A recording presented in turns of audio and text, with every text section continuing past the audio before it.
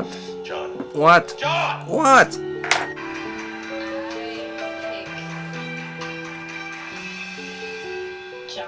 Oh, thank you. You picked me. Jesus. John. What? John. What? John! What?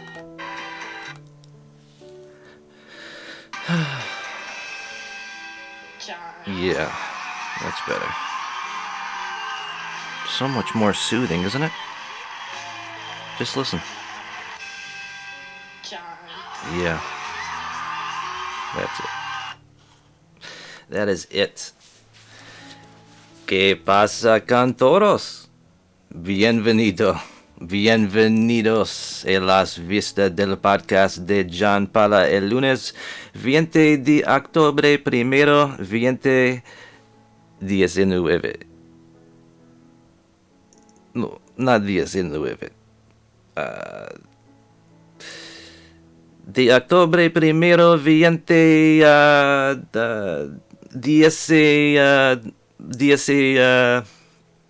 fucking DSA de cabrón. Fucking maricón. Chingate cabrón. ¿Qué pasa con todos? Bienvenido a las vistas del podcast el Jon para el lunes 20 de octubre primero 20.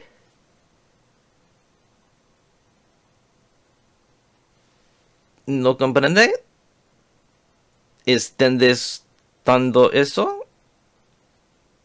El podcast de hoy estará en español. Es broma. Ninguno del estará habla español. Si entiendes lo que he dicho, envíame un correo electrónico a info@realitydrip.com. Gracias.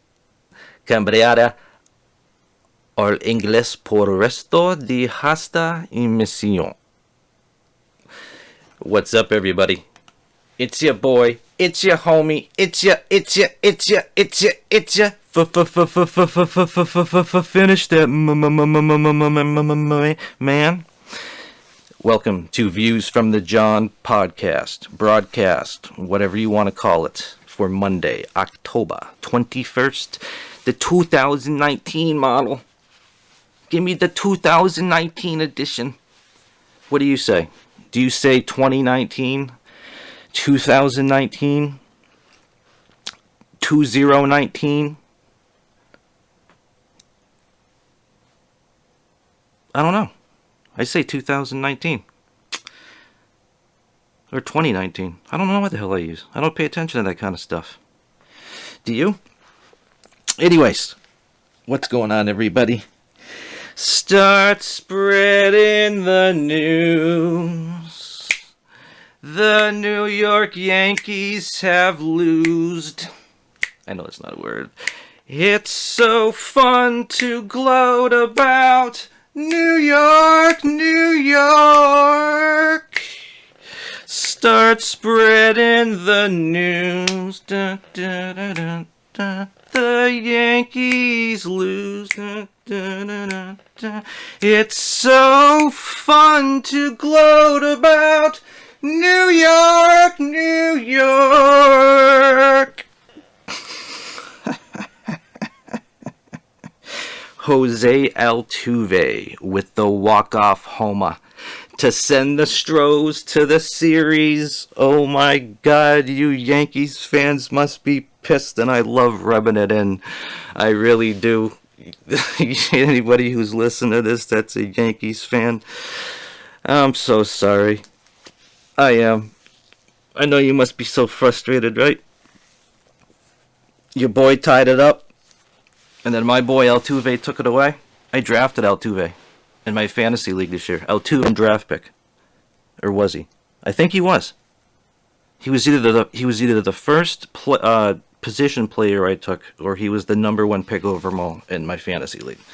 So Altuve, I love you. That's awesome. Yankees lose, right? Sorry. If you want to look at Boston as being a bunch of stupid kind of pricks, right? Then, you know, the next best thing to the Red Sox not being in the playoffs is watching the Yankees destroy themselves. But Houston's in the World Series. And the Yankees get to go watch from their houses. Oh, boy. So, yeah, Astros Nationals World Series. That is going to be a World Series to watch. I don't care. I don't care if your team isn't in it. Even if you're a Yankees fan today and you're so pissed, how can you not watch this series? How can you not? There's people I know that don't watch baseball or don't understand it that watch the World Series. Or they don't understand football and they enjoy watching, you know, the Super Bowl. So, but I'm telling you, if you're a sports fan, and especially a baseball fan, you're looking forward to the Astros Nationals. Because the Astros are obviously sick, and they're on fire right now. And the Nationals are sick, and they're on fire. This should be a friggin' awesome series, and I cannot wait for that to start. I'm recording this Sunday night. I watched a little football. I don't have the NFL package. I don't have it. I don't have that fuck you money. I can't afford it. Well, I could afford it. But, you know, priorities, right? Priorities. You know? That's what I got the phone for, right? You know, the internet connection. But it would be nice to have the option when my Patriots aren't playing, like they aren't today on Sunday night as I record this, to watch another game besides Buffalo-Miami. Out of all the great games that were on today at 1 o'clock, if you lived in the Northeast and you have to rely on just, you know, the $500 cable package that you have, you were forced to watch Miami. Wait. No, we had Miami and Buffalo, and then... sorry, had to wet the whistle. We had Buffalo and Miami, and I think on Fox we had... goddamn, I was switching back and forth between it. That's how disinteresting it was. All right, the two games, the two options I had to watch from. The game I really wanted to watch at 1 o'clock would have been, you know, the Green Bay LA game would have been great. That's what was on. Fox had the Giants and the Cardinals on, which I guess was a decent game. But, you know, unless you play fantasy football, you'll never, ever, ever understand this. But, you know, it's frustrating when you got a football game on and you started somebody in that game and they're supposed to be doing really, really well and they're not. That's kind of why I, you know, Miami, you know, 0-6, you know, Buffalo, not a huge fan because they're in the same division as my Patriots and I don't want to see them succeed, but they're playing Miami. I think the Dolphins could probably lose to a AA ranked college team right now. I truly do. I think you could put up a AA college team. No, forget it. The University of Massachusetts football team, right? They're Division 1. And they can't get out of their own way, right? Local team, to me, right, in the area. University of Mass, right? We all know I came from Boston, right? They're Division 1A. They could be nationally ranked if they were really good, you know. I think they might be able to beat the Miami Dolphins right now. So watching Buffalo, who I don't like because, you know, I'm a masshole. I'm an idiot, blind fan to the Boston sports. You know, the other teams can go fuck themselves, right? Okay, so anyways. So yeah, the options for watching football today, if you just had the regular, you know, $500 cable package, was just to watch either, you know, the Giants, who I despise because they're a New York team, or, you know, watching a terrible Miami team against a Buffalo team that I also don't like. You know, Patriots don't play till tomorrow night. But man, you know, looking around the NFL today, San Francisco and that sloppy game at Washington, everybody thought San Francisco was going to run the table on that, but I guess the weather was pretty sloppy. I don't know. I couldn't watch it. I don't have the NFL package. I can't just, you know, toss down that kind of cash. How humbling, huh? You know, you really do have to be humble, because when I'm sitting here with the heat on, doing a podcast with nice equipment, with the TV on in the background on silent, next to my iPhone, and I look around and I think to myself, man, my life could be a whole hell of a lot worse, couldn't it? So next time your life just sucks, just stop for a minute and look around and just think to yourself, shit, as fucked up as you think your life can get, somebody's always got it way, way, way worse, bro. Okay? So next time you're having a bad day and your coffee don't taste just right, or your Ferrari doesn't start on the first push button, okay? Just take a deep breath and say, shit, man, I'm driving a fucking Ferrari. Or just anything, alright? Just, somebody's always got it way, way, way worse than you, okay? So, here I am bitching about, not getting the right football game on TV for free, right? Because I don't want to shell out I don't even know how much it is. I really don't. I know it's expensive. So anyways, around the NFL, San Francisco, 6-0. Only undefeated team left besides the Patriots, who play tomorrow night, Monday Night Football, at the Jets. And looking forward to that one for sure. For sure. Monday Night Football. Remember that? I love ESPN. ESPN's just a stone's throw from here, over in Bristol, Connecticut, right? The headquarters. Never been. There's probably people that would love to take the ESPN headquarters tour, and I could just hop in the car right now and be there in 45 minutes, but I've never been. That's probably something I'll miss when I'm out in LA full time, right? I'll be like, why didn't I go to the Basketball Hall of Fame more?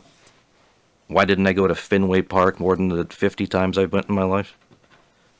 Why didn't I go see the Celtics and the Bruins more often? But yeah. Yeah. So the Patriots tomorrow night, Monday Night Football. Are you ready for some football? Some Monday Night Football. Isn't that just the worst song? That Monday Night song? Everyone who's done it, it's just the cheesiest. Who wrote that song? What? Where did they find that jingle company in the back of a Yellow Pages book? Are you ready for some football?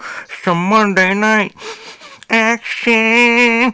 Yeah, I'm ready for some football. Christ.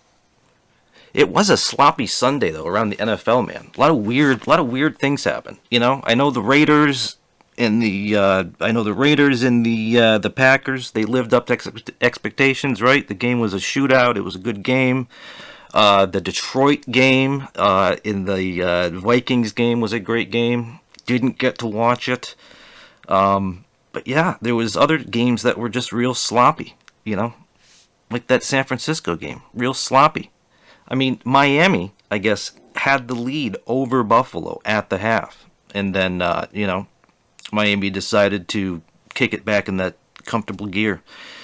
And so, yeah, that was football. Right now it's 7 p.m. here on the East Coast. But John, this is the Monday.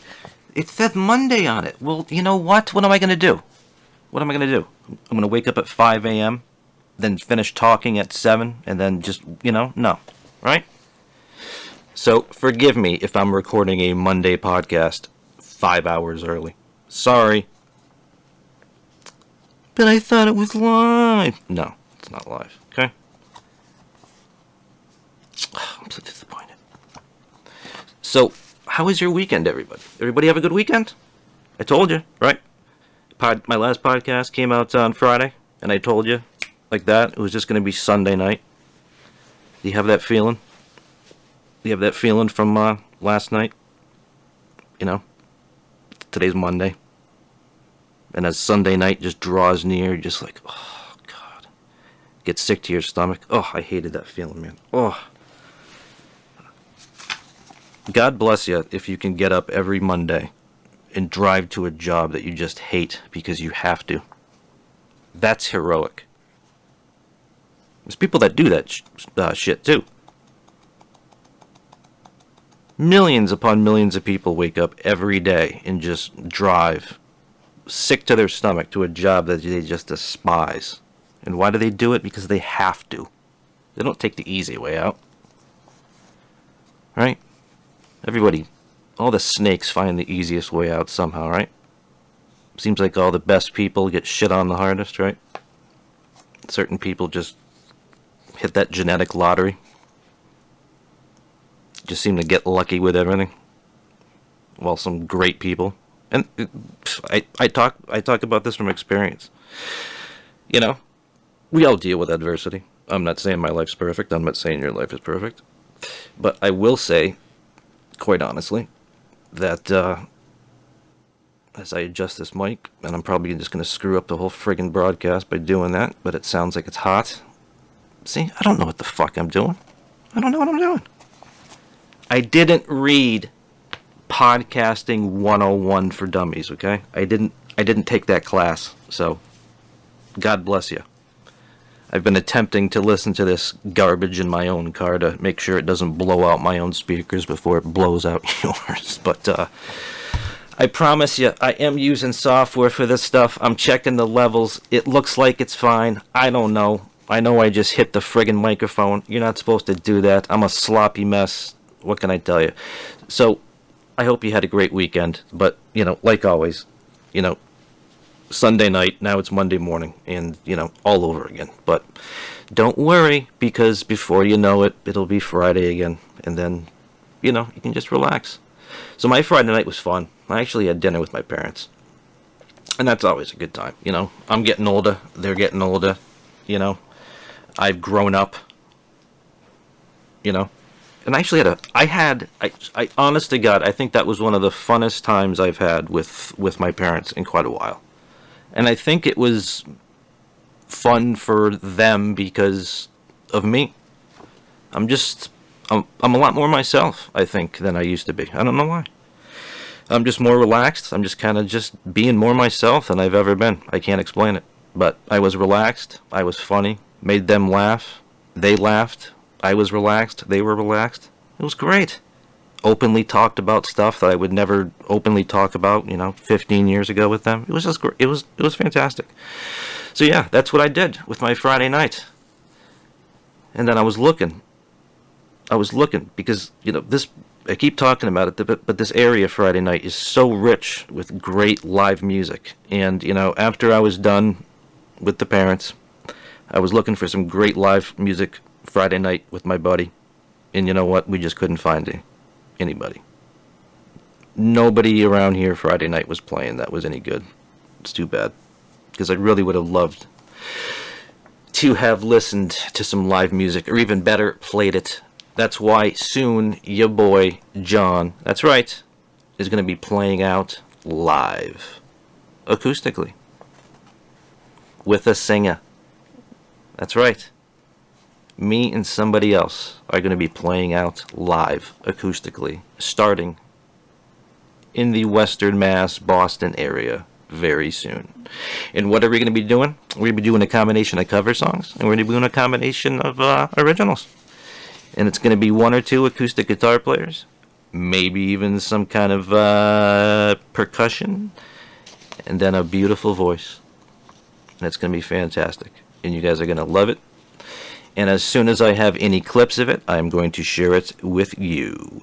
But what did I do? So, because there was no interesting live music or any comedians I wanted to see, or really that was playing around here, you know, that was in the immediate, you know, area for me to get quick access to, I went home Friday night, and you know what I did?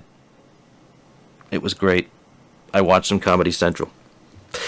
Comedy Central Friday nights, starting, you know, this past Friday, right through, I don't know, for quite some time, right? Every Friday night from, I believe it's 10 to 11 or 11 to 12, has two comics, two new specials every Friday night, right? So Friday night, episode 1 of this new season of Comedy Central Stand Up Presents, they had this this comedy guy. His name was Jabuki Young White. And I'm going to try to be as respectful as I can, because as a musician and as a music lover, I will never say somebody sucks, because I know how hard it is to make it in this business. I know how it feels to be on the outside and to be unheard and, frustrated and all that kind of stuff. Same with comedy. I get it. So this guy obviously is at a level of fame. He looks pretty young. He looks real young. I would say I don't know anything about him. Up until Friday night at 11 o'clock or whatever it was, I did not know who this dude was. Jabuki Young White. I don't know if that's his real name, but that's what he calls himself, Jabuki Young White. And so yeah, I'm not going to tell you that, anything bad. I'm just going to say that, yeah, I didn't get it. I didn't get it. Sorry. I literally made it about 3 minutes, and I stopped it, and I deleted the stuff off my DVR. I did. I don't know if it's an issue of, me just not being in the right mindset to understand his comedy. Some people seem to laugh, but you can always kind of add in a laugh track in post-production. It wasn't live. I don't know if people were laughing. When I heard laughter, it was the back of people's heads. But yeah, congratulations, man. I mean, if you got yourself a Netflix. If you have yourself a half an hour on Comedy Central, I think you've made it in the industry. And some people seem to love you, and that's great. For me, I didn't get the humor. It was definitely a new style than I've ever seen before, but I didn't get it, Maybe somebody will say, oh my god, John, you didn't get it? He's like the best new comedian. I mean, oh my god, like, you just didn't understand. Like, he had this, like, slideshow, like, PowerPoint presentation, and, like, I don't know, it's just, like, it's the next evolution of just, like, this new brand of comedy where... Sorry, man. I mean... I chuckle at stuff. I'm from the generation that grew up watching movies like Airplane, Dumb and Dumber. I'm all about just common sense, just dumb comedy, With a little thought behind it, obviously. But, whatever this Jabuki Young White was doing, I honestly didn't understand it. I mean, not only was it not funny to me, I didn't get it. I didn't understand it. I didn't understand what I was watching, so I don't know. But the next episode that came on was a comedian named Vanessa Gonzalez, and she was great. She was a classic good, comedian. She had great bits. She was a great storyteller. I liked her punchlines. So yeah. Congratulations to her. So yeah, Vanessa Gonzalez, I thought was great. She was classic, just a classic good comic. She had good bits, good storytelling. She was in the pocket. She killed. So yeah, congratulations to Vanessa. So, yeah, but that Jabuki Young White dude, man, I did not get his brand of humor. But what else did I do Friday night? That's my stomach. I'm hungry, if you haven't been able to tell. This microphone picks up noises it shouldn't, like the sound of my couch squeaking, the sound of my stomach going.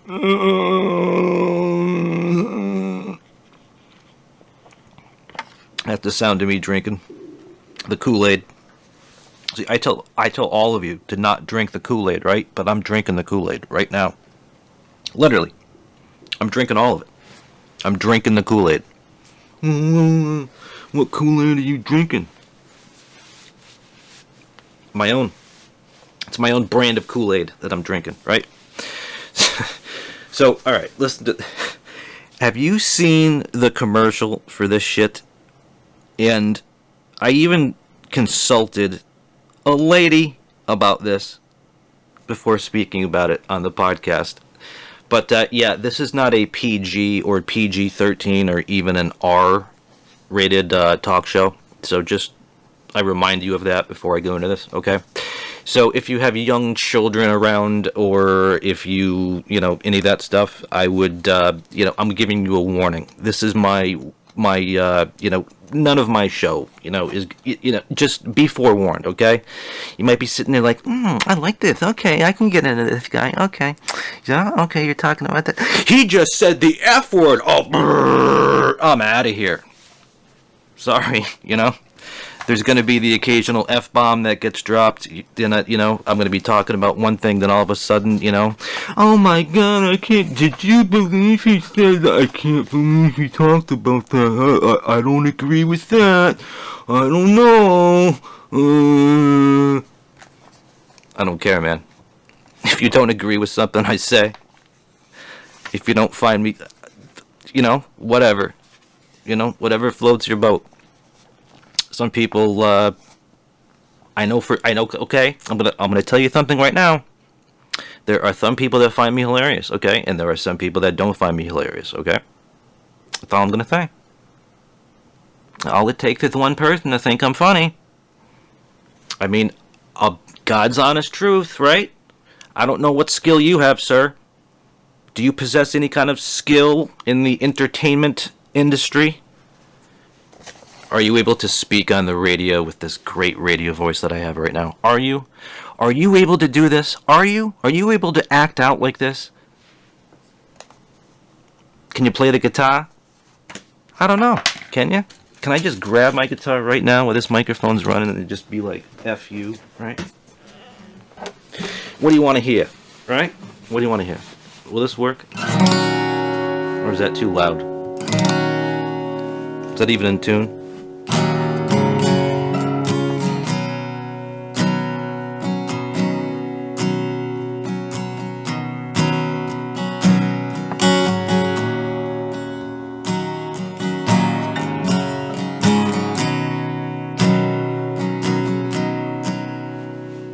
Anybody can tell what that song is, huh? Nutshell, Alice in Chains.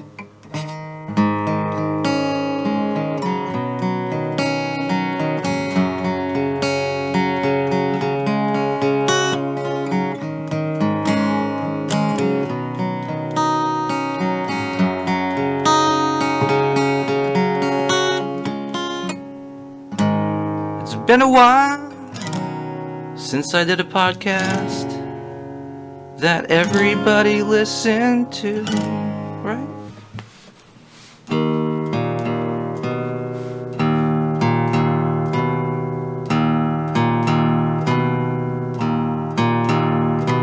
Sitting on an angry chair, angry walls that still the air, stomach hurts and I don't care.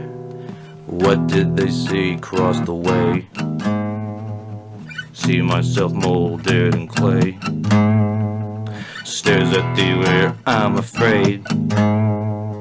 Changing the shape of his face. Oh, yeah. Yeah, you're banging your head, right? Get into it, right? Candles red, I have a pair. Candles dancing everywhere, burning on the angry chair. Little boy made a mistake. Pink cloud is now turned to gray. All that I want is to play. Get on your knees and play. Pray, boy. Whoops. Why didn't I go into the chorus? Because I can't sing, motherfucker. Alright? I can't. Can't you tell? I can play the motherfucker. I've been playing this goddamn instrument for what, 26 years? How did you get so good playing the guitar, John? Did you take any lessons growing up? Did you know how to read this? No! You know what it takes? It takes just sitting here.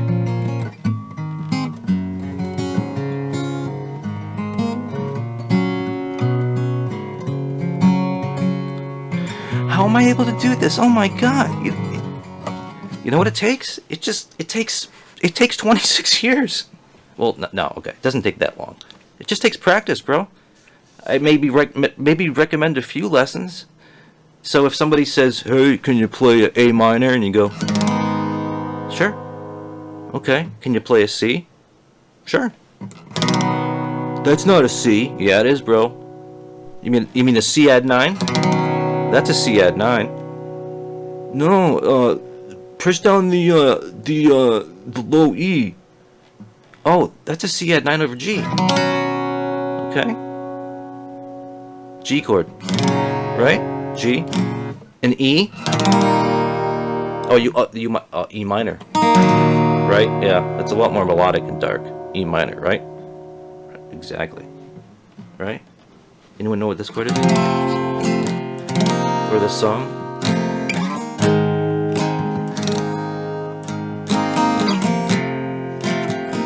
You play a lot of Alice in Chains, John.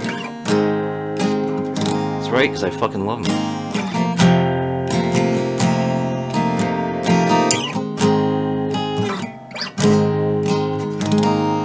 It's fantastic. Right? This chord, right? Well, what chord is it, John? What is it? F sharp, right? And you open that shit up, then up to a fucking A, then you open that shit up. That's all it is. The verse and the chorus. Ain't found a way to kill me yet. Eyes burn, stinging sweat. Seems every path leads me to nowhere.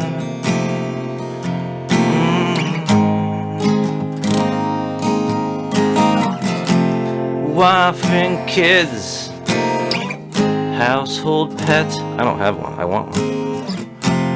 Army green was no safe bet.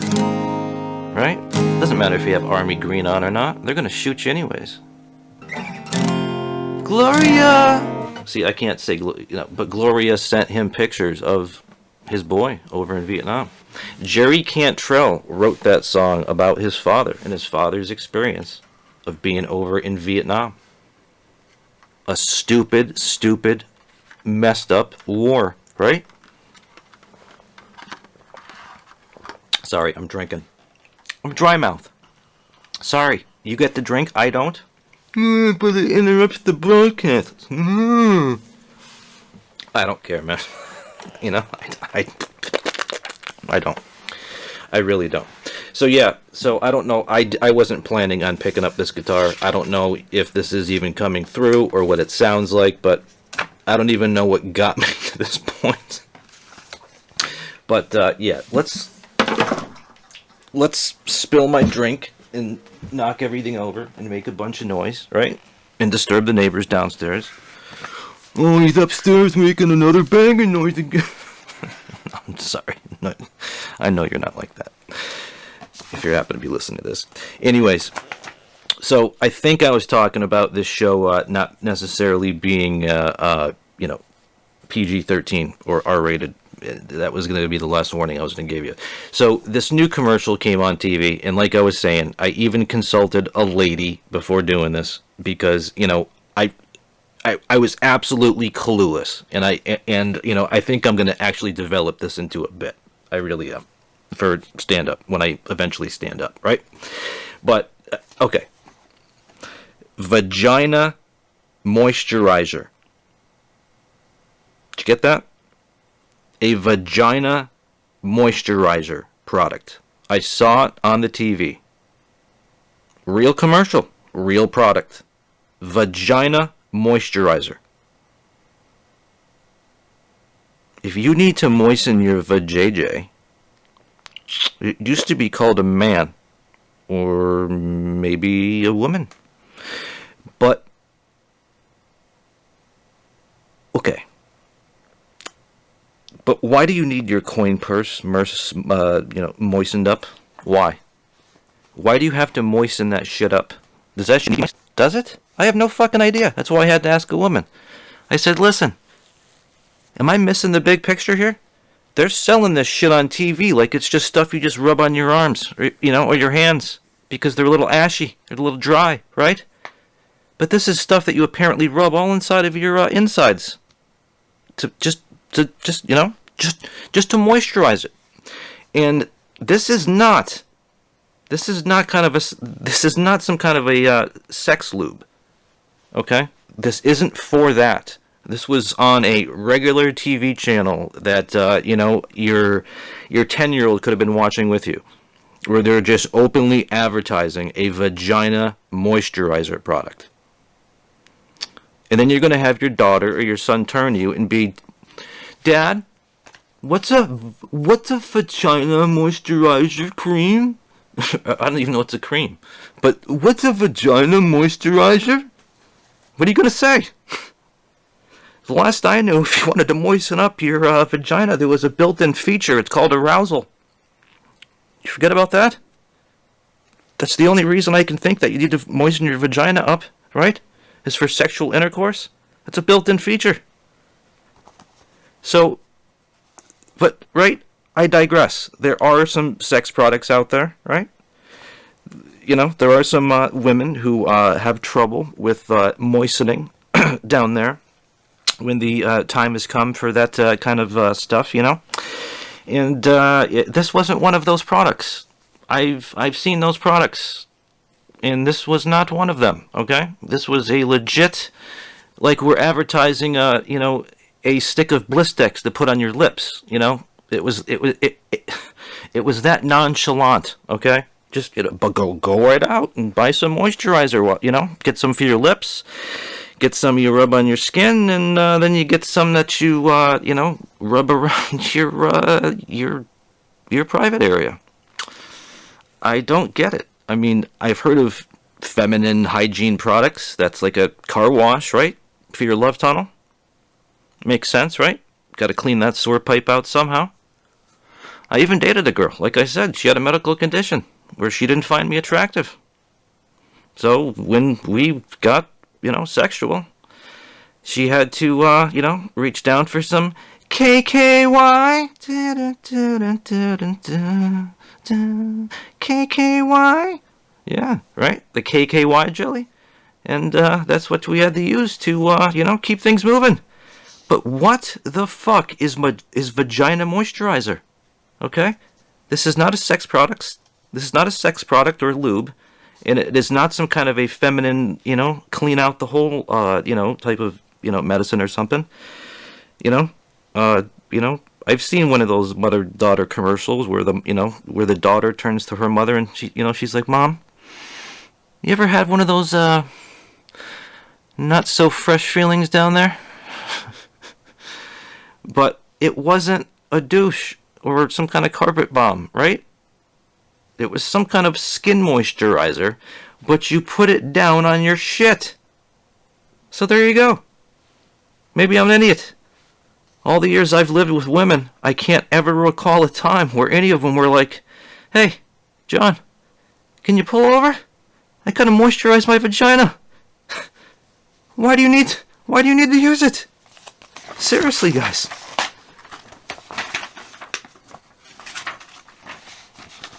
So I asked a lady, and I says to her, can you explain this to me?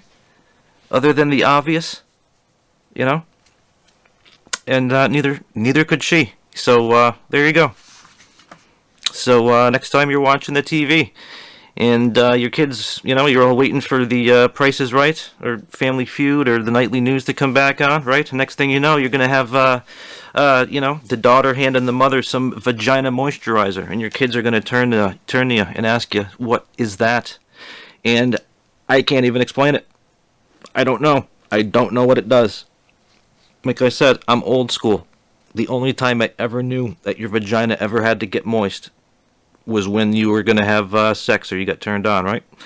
That's when your vagina needs to get moistened up, right? Other than that, why do you want it moist? I don't want my shit moist, right? Imagine if guys had to walk around with a heart on all day long, right? And that's the purpose of that. I don't need to take Viagra. At least not yet, I don't. God bless. God damn. I mean, speaking of lip balm for your crusty curtains, I live directly across from two of them.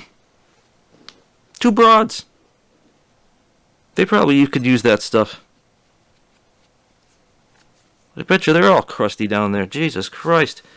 Let me tell you, I've never seen anything like it. I was born and raised around here. This is always and always has been and always will be a very, how should I say it, diverse area, okay? And I don't care. I don't care. I don't care if you're a woman. I don't care what color your skin is. I don't care what God you pray to. I don't care what sexual preference you are. I don't care what you identify as. I don't. When has that ever made someone's quality? It never has to me, and it never will. Okay? So understand right now about that before I even go into this. Well, why are you talking about two lesbians? What do you think kind of homophobic? No, I'm not. I don't care. I really don't. I just find the humor in things, okay? Sorry. Sue me. So anyways, there are these two literal, and I say literal because they are. They just generally dislike men. I know you've seen it. Sorry. If you're listening to this and you live out in the country and you don't know about this kind of stuff, then God bless you. But there are people, you probably heard it before, that are of the same sex, and this just happens to be two females. Got no problem with it. You know, still could be great people, right? I don't care what you do in the bedroom in private. I don't.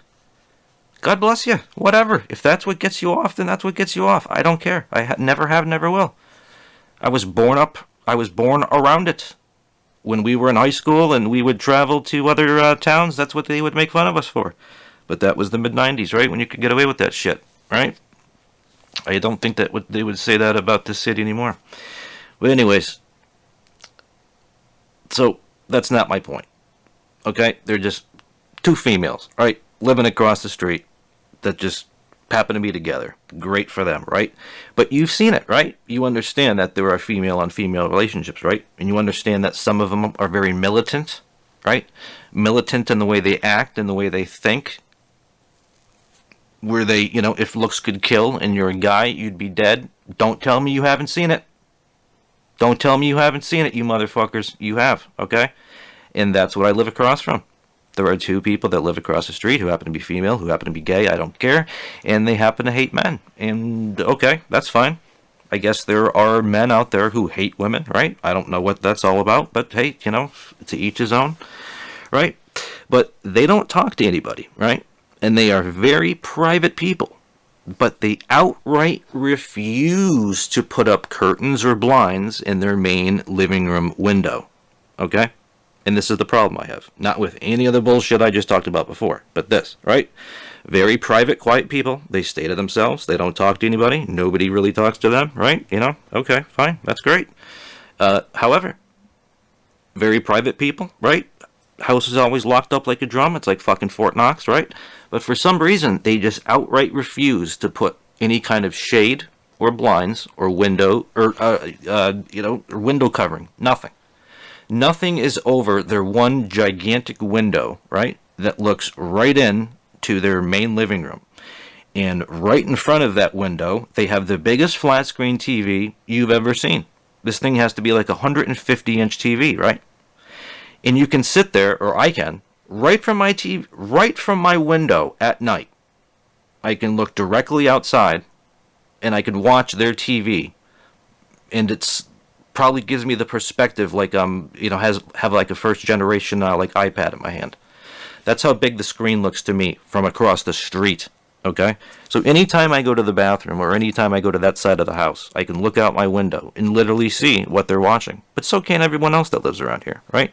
That's how much light this TV is casting and throwing across the street, right? And it drives the lady that lives next to me nuts, right? Because this thing is so bright, this TV, and it casts so much light, and it's just on 24 hours a day, that it comes right through her shades, right? And actually wakes her up all hours of the night. And it's just the craziest thing. And you know how close I've come to setting up some lawn chairs right out front, with some popcorn, and just sitting there watching their TV right out front, still on our property, right? Not doing anything wrong. It's legal, right? I can sit up my front yard with a lawn chair and some popcorn. Who's going to stop me? But do you think they'll get the point then? Okay, I just don't get it. But I've literally wanted to do that. I even invited my neighbor, who can't stand the light either, but she doesn't want to speak up. Nobody wants to speak up. It doesn't bother me. I have light blocking curtains.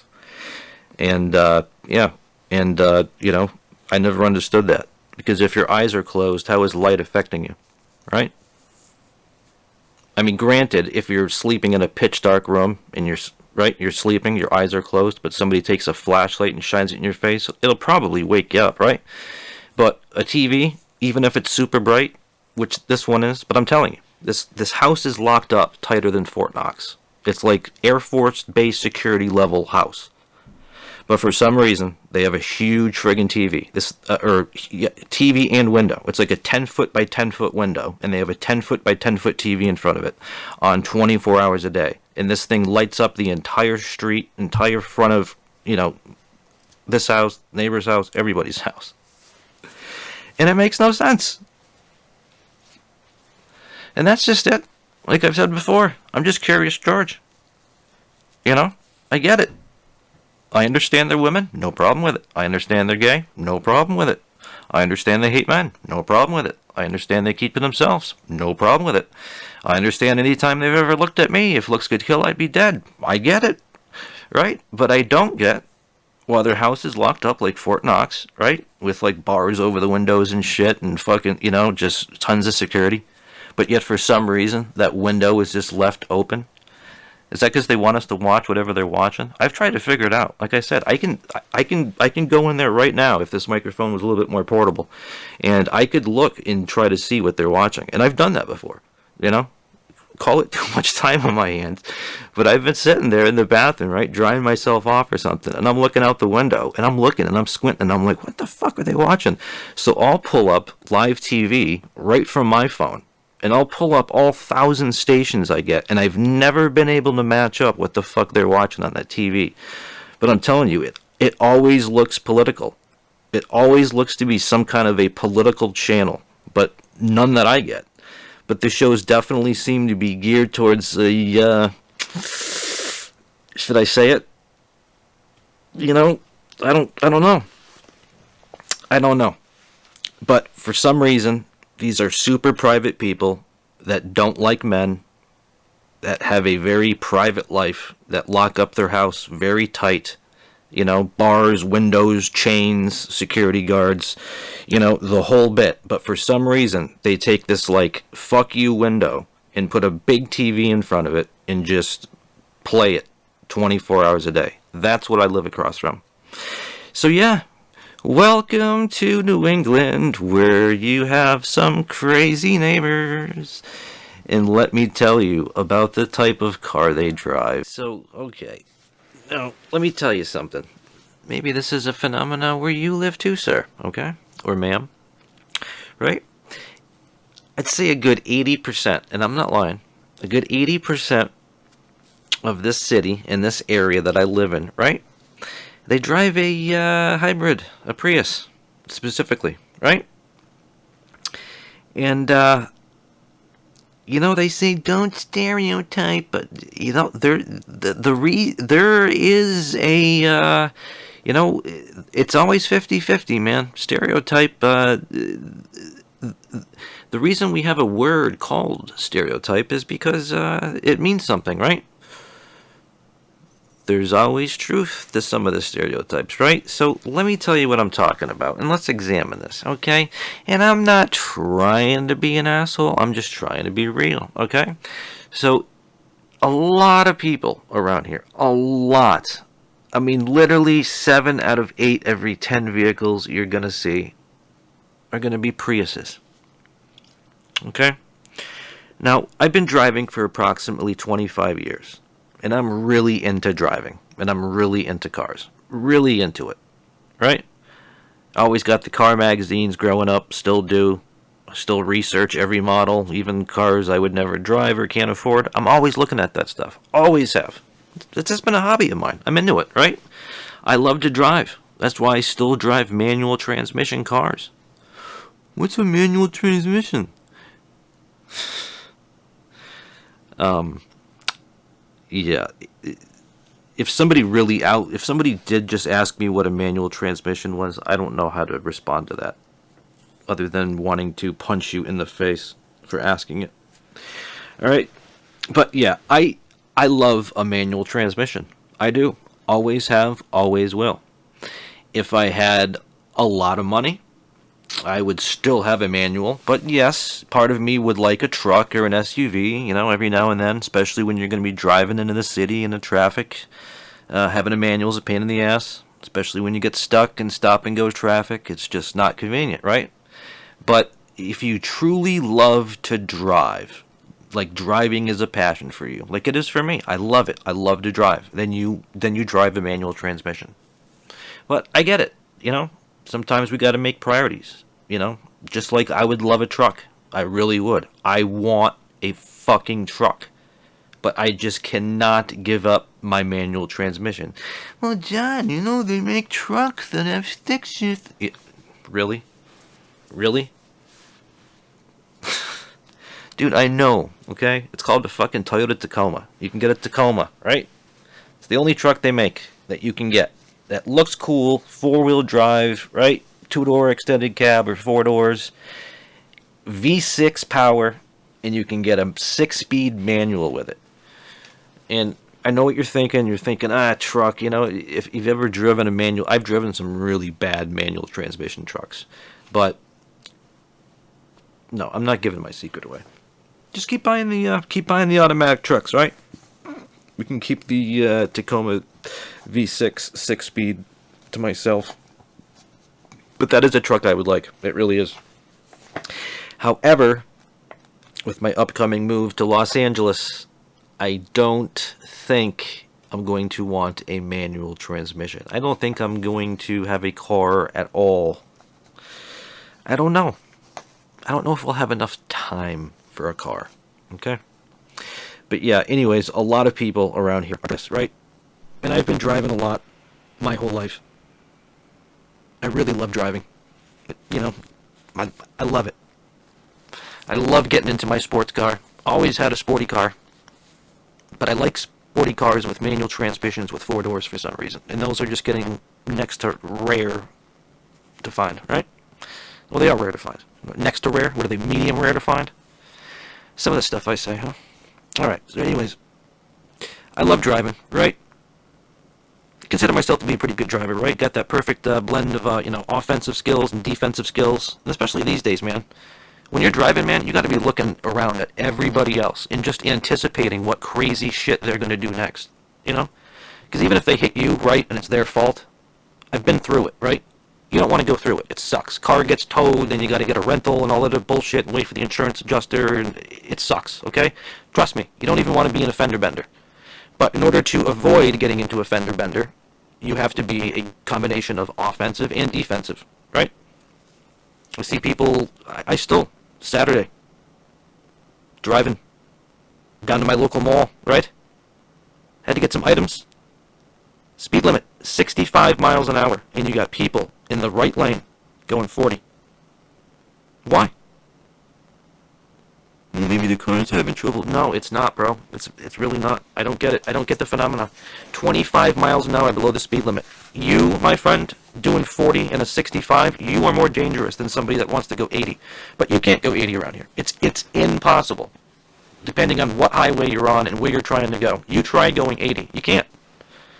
Well, why can't you? Well, even when you get in the 6 lanes, right? The person in the number 6 lane is doing 40. The guy in the next lane over, 45. Next lane over, 50. Then 55. Then 60. Then 65. So those are your choices. You got to pick between 40 and 65. That's it. But you definitely got the guy. You got 3 billion cars in the left lane. Each one of them want to go some kind of speed. Some want to go 90. Some want to go 74. Some want to go 72. Some just want to go 63. they got to pass the guy now going 55, right? So that's what it boils down to. So driving is getting increasingly difficult because of the amount of traffic. And, there seems to be a common denominator. And it all has to do with the Prius. I'm sure it's a great car, saving the environment, right? One Prius at a time. I'll tell you, man, those Priuses, they're going to save us. That's going to be the savior. Every one of you, cheers. I'm going to take this sip for you. All of you Prius drivers saving us one at a time. But, yeah, again, I live on the basis, like I keep saying, of wanting others to treat me like I want to be treated, right? And because I can drive and the Prius drivers cannot, I get a little pissy, right? It's a two-way street, so to speak, right? I'm driving perfectly, sir, and you aren't in your Prius, and I get angry, right? Because I don't get that same level of driving skill back, right? So, there's just countless idiotic things that drivers do, which, rational science really cannot explain. And for years in this area, back in the mid to late 90s around here, okay, it was Volvo drivers, okay? So I'm not just going to shame on the Prius drivers, okay? It's going to be equal opportunity, okay? So, back in the mid 90s, around here at least, it was Volvo drivers. It didn't matter. It didn't matter what type of Volvo or what type of person was driving the Volvo. It just seemed like, if you were driving a Volvo, you just automatically became a horrible driver. That's how it was in the mid 90s. And then kind of as we got into the, the 2000s, it was the minivan. It was the minivan. Minivans then took the crown as being just the worst driver. If I was behind a minivan, you can bet that I was losing my shit because they were going half the speed limit, wouldn't use a blinker, just craziness, I've calmed way down from the level of rage that I used to drive with. And I'm not really a raged out person. I just get angry at stupidity. And the level of stupidity that I would see in driving over the years is just astronomical. And I've calmed way down over the years. I really have. Because I guess I'm just not in any rush to get anywhere like I was. I don't think I was in a rush to get anywhere when I was younger. I just thought I was, So, I really don't get upset, too upset with it anymore. But that's even better. Because if I lose my shit now in 2019 with the level of tolerance I have for the bullshit that goes on the roadways around here, then it's something good. And I tell you, it went from the Volvos to the minivans, and somehow, right around, 2008, 6, 2009, somewhere in there, I don't know, it became the Prius. This entire area is just overrun with fucking Prius drivers. And these folks take the Lifetime Achievement Award for just sucking at driving. And I know you think you're saving the world, sweetheart, but you're really causing more heart attacks than friggin' McDonald's. Seriously. First off, they all average about 10 to 20 miles an hour below the speed limit. Never get it. Never understand it, right? I know it's a hybrid or all electric, but they say on TV those things can do 80. So why are you going 20 and a 40 with it? You're already getting friggin' 19,000 miles to the gallon, aren't you? You just have to just piss everybody off on top of that, Jesus Christ. And then they can't seem to accelerate any faster than a bicycle. Blinkers don't work, right? Because the blinker fluid's bad for the environment, so the blinkers don't work. I tell you, man, stereotypes are real. There's something about it. There's something about the type of people that drive the, I don't know. I mean, look at the world that exists, because it's real. Take a second and think about it, And then all these Priuses, they got a bumper sticker on the back of them, right? You ever seen a Prius that didn't have one? My God. I see them all. Hillary 2016. I think that just comes with the package, right? That's probably a really thing. I bet you Toyota Prius has some kind of package, like the bumper sticker package, right? The whole bit. The rainbow, the Hillary 2016, the whoever the, woman is that supports the LGBTQ community, right? That's probably an option. Well, the factory will install those right onto the back of the car. Right? Why does every You know, I see so many rainbows on the back of cars. Okay? I know what it means. Why do we feel like we have to do that? Why are we so proud?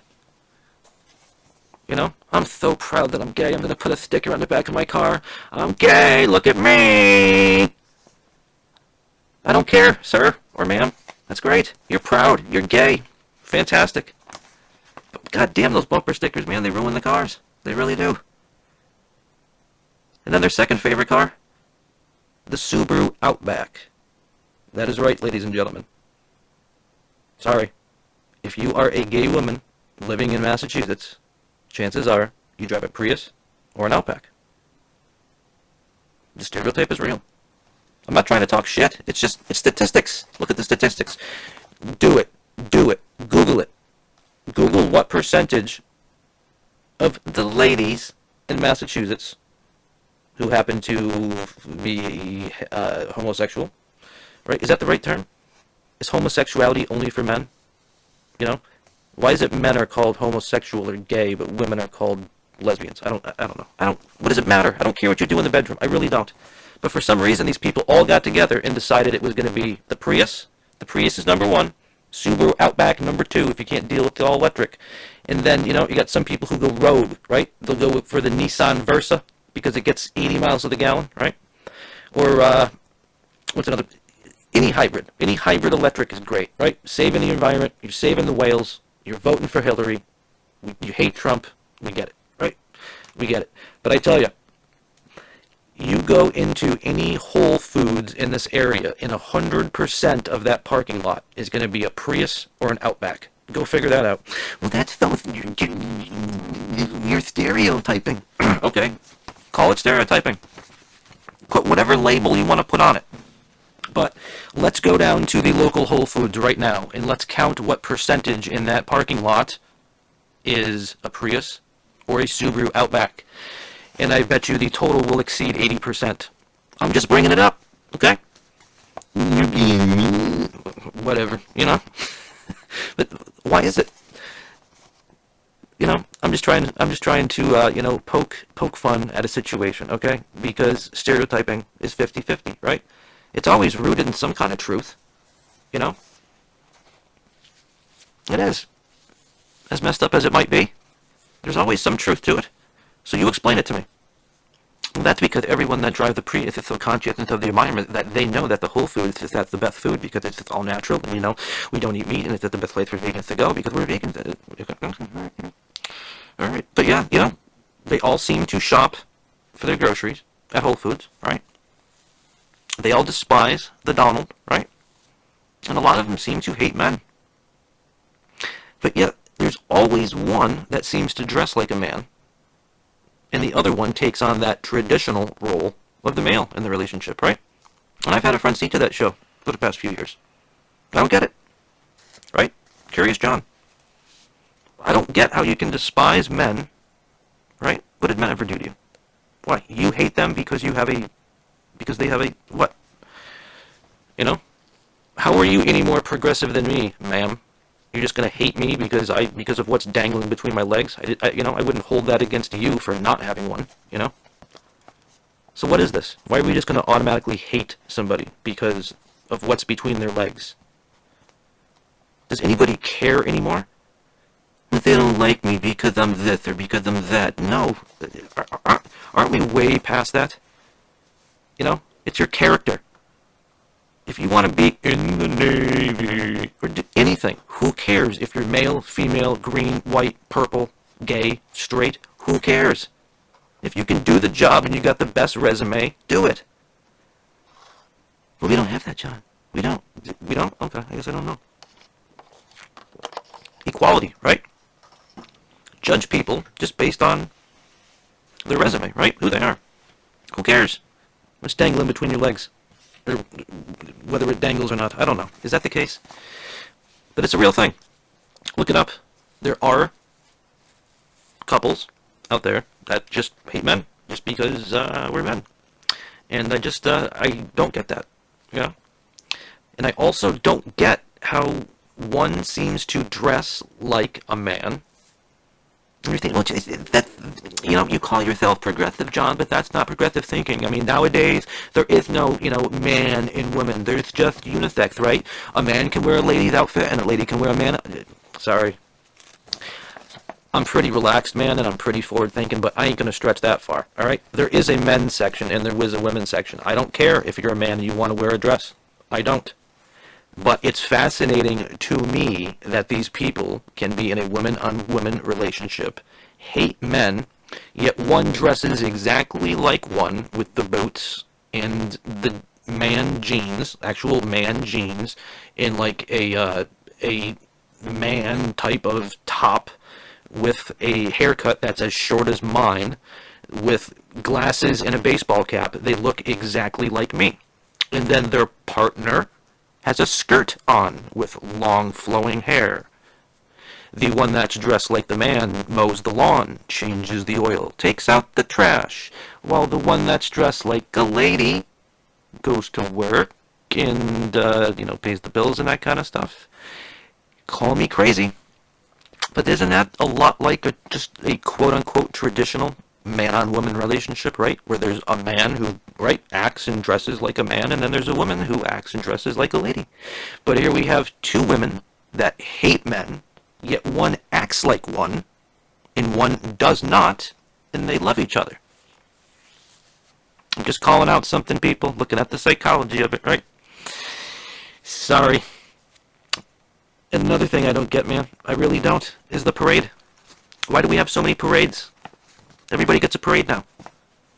Around here recently, they had the gay pride parade. Yeah, that's great. You're gay, and you're proud. But you know what? The only people going to that shit are gay people.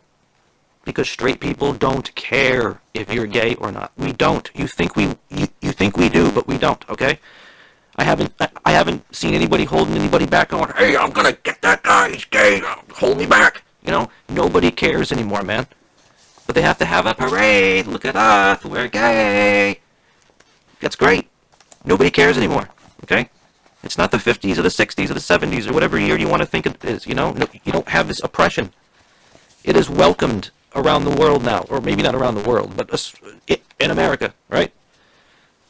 You no longer have to be brave, okay? You no longer have to be, it's great being proud, right? Everybody loves to be proud, right? But pride is a sin, ladies and gentlemen. Pride is one of the 7 deadly sins, right? And these people just seem so proud to be gay. They're proud, and they have a gigantic party and a parade. Look at us. We're great.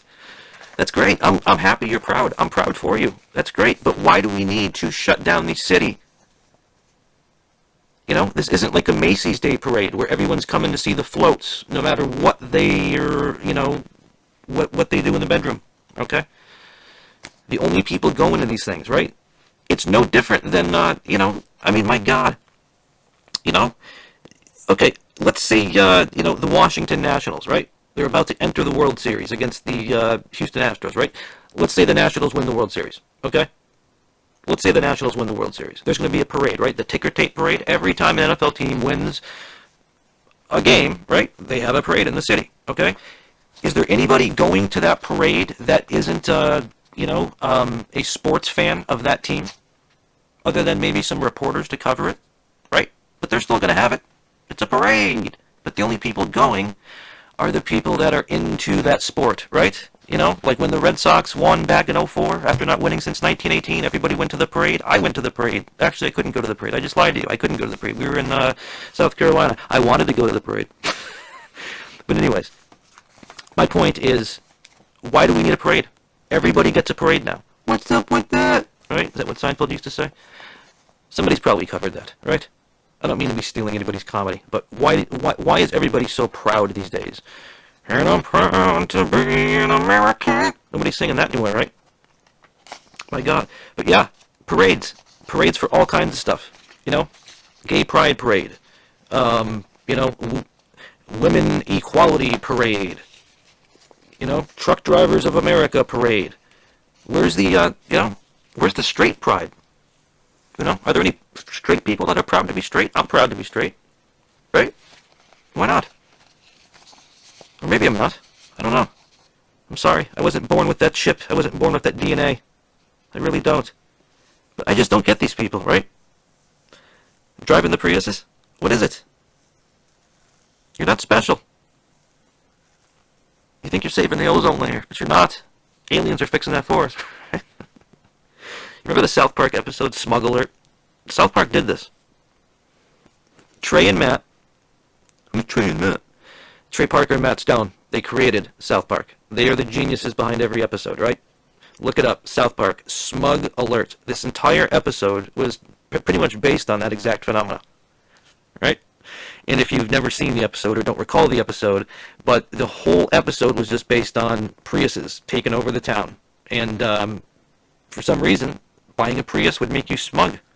And something they like to do on this episode of South Park is they would fart and they'd smell it. You know, that was one of their hobbies of their smugness. But you know, that's kind of what's happened here. And I just love to fire these people up. I really do. I wore a t-shirt out in public the other day that I just fucking knew that it was going to get people wound up. And let me tell you, worked like a charm. Worked like a charm. I wore a t-shirt, right? And it was, God, I don't know. All right? Nowadays it seems like you wear or do anything, right? People are going to get offended, right? But I was fully expecting this. But John, why do you want to do that? Why do you want to go upset people? Because I find it funny, okay? I really do. I've always found it funny to push people's buttons. Majority-wise, when it's for something really stupid. And if anyone was going to freak out because I had a t-shirt on, okay, then they deserve to get roasted by me back, okay? And that's what I was just hoping for. But I could see everybody staring at me with this look, okay? If looks could kill, like they say, I would have been dead 100 times over before I got out of that grocery store, okay? But the whole time I'm walking around with the biggest friggin' smirk on my face. And maybe that's what pissed people off even more. I was just loving it. The whole reason I bought the shirt wasn't really necessarily because of the message. It was just because I knew the shirt was going to just enrage people. The same reason that I want to get a shirt that has a picture of Trump on it saying Trump 2020, grab him by the pussy again. That's a real shirt. Remember that? Trump was caught on tape saying, yeah, I like to grab him by the pussy. So yeah, somebody made a political Trump shirt that says Trump 2020, grab him by the pussy again. I think that is fucking hilarious. And I want to order that shirt and I want to wear it. Well, why would you want to do that, Jen? Because it's fucking hilarious. Because people are going to lose their shit. Remember the story I had for you about the triggered woman that walked into the side of my parked car and then blamed me for being there? It wasn't her fault that she wasn't watching where she was going. And remember I wanted to say something, like to get that last word in, that could just be the most destroying thing I could say, and I just yelled out, vote Trump. It's the same thing here. How many times have I talked shit about Trump on this podcast? I am not a fan. However, seeing people get riled up over a t-shirt to me is funny, and that's why I want to wear it, to see people's reactions. And let me tell you, wearing this shirt, it worked like a charm. And you say, well, what was the shirt? Does it matter? There's some... I hate politics. I hate them. Everybody knows it. Politics are ridiculous. But evidently there was this, somebody's running for something, or I don't know, there's some kind of politician. All I know his name is Beato, right? B-E-T-O. And I read a quick excerpt about this guy, and evidently he's like, if I get into office, you know what I'm going to do about gun control? I'm going to hire the local law enforcement and the military, and they're going to come into everybody's home, even if they legally own a weapon, and they're going to take it by force. Really? That's your bright idea? You think forcibly coming into people's homes with weapons while they have weapons is a good idea? Do you want to start up World War III, sir? Will people really do that? Well, yeah. There are fanatical people living in this country, okay, that have guns legally. You ever heard of Texas? Okay? There's people in Texas that have tigers. What are they saying? There's more tigers or there's more lions or some shit like that in private collection in Texas than there is actually left in, somewhere in the wild. Okay? So people in Texas, they love their guns, right? And they say, if you think you're coming to take our guns, you're out of your goddamn mind, right? We're going to start up World War fucking III. But, alright, okay? Time out. Like I said, I don't look left or right. I look common sense, all right? I don't think it's a good idea that we forcibly take anybody's weapon, okay? Okay, if they're a bad guy and they're on the street and they got a gun or somebody shoots and yeah, you fucking take it. But we're not going to come into people's homes and start taking their legally owned firearms, sir, okay? You're just asking for innocent people to get murdered, okay? Stupid idea, right? So a lot of people got all pissy, right, on both sides of the equation. We're so tired of waiting for a gun reform. Yep, I get it. And the other people, guns just have to automatically disappear. If all the guns were just to go away, we just stop selling them, then there's not going to be any more tragedy ever. Right? That's not going to happen either. Okay?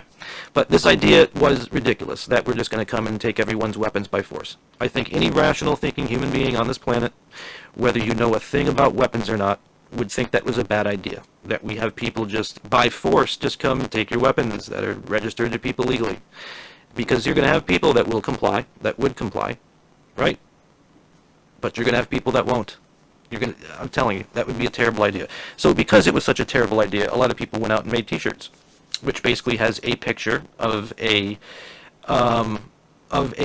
rifle on it, and it says, "Hey Beato, come and take it," right? So I wore that out at the grocery store. Oh my God, John, why would you do that? You know you're just going to upset people. You're just asking for it. What am I asking for? A chuckle? Is somebody's just going to go and just freak out on me because I have a t-shirt on that says something that they don't agree with? But I tell you, people did a great job. They did. I have to give them a round of applause. Nobody pulled a gun on me, right? Nobody swung at me. And, yeah, nobody said shit. But I tell you, if looks could kill, I wouldn't be doing this podcast. They did not like that shirt. But like I said, I just walked on with the biggest smile just because I knew they were offended. And that's basically my FU to everything that is offensive with this stupid outrage culture, right? I'm outraged by the stupidity, right? And that's why I like to talk about these wackos, you know? And that's why I want to tell you about this great new idea that the president has, right? You ready? You're president of the United States of America, and I've been meaning to talk about this for a while, but I end up talking way too fucking much, right? But your president's next great idea, right? He's got the wall, right? He wants to build that really big wall, right? His next big idea? Okay, that 50-foot high wall, that just ain't gonna do it, right? We gotta really keep out these people, right? So I got the greatest idea, right? I was watching Braveheart on TV the other night, and I saw this castle. In this castle, it had this thing around it called a moat. Why don't we put a moat around the fucking wall, right? That's a great idea, Mr. President. Let's build a moat around your wall. And then he came up with a more better idea, right? I'll do you one more better. You know what we're going to do? Not only are we going to build that wall, but we're going to put a moat, and we're going to fill it with water, and then we're going to put alligators and snakes in it. Fucking A. That'll really keep these people out of America, right? We gotta make America great again, and that starts with building a big fucking wall, right? And building a moat around it. And then we're going to fill that fucking moat with these alligators and snakes, right? That'll really keep these people out, and then we can keep grabbing pussies, making America great again.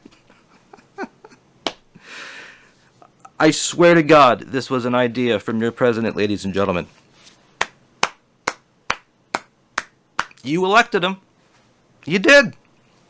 That's another phenomena. Isn't that how it works? Didn't over 50% of the country vote for Donald? Isn't that why he's in office? But yet the phenomena I see is that nobody seems to have voted for him, right? It has to be like 5.3%, or I'm sorry, like 5.4 out of every 10 people you see voted for Trump, yet all 10 won't admit it, right? They won't. Did I vote for Trump? No. Did I vote for Hillary? No. Well, who did you vote for, John? You got to vote for somebody. Why?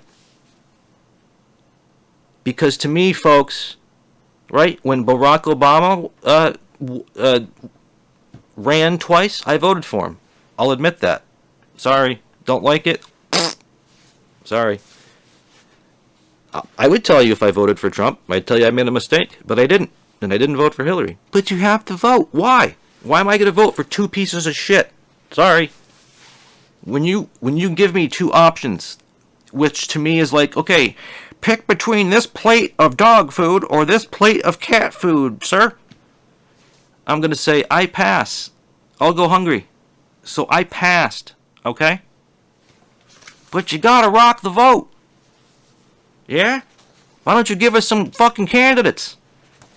Then I'll fucking vote, right? I'll vote for one of them. Yeah, but that's what your president wanted to do. So if you're outraged over the wall, how about the fact he wants to build a moat around it and fill it with alligators and snakes, right? It's I swear, you can't make this stuff up. You can't. Only the Donald. But that's just it, man. You cannot find. You really can't. Right? You can't find. Or I haven't. I really haven't. I'm told they're out there. I'm being told, but I cannot find it. And maybe that's just because the area I live in is just a bit more progressive, right?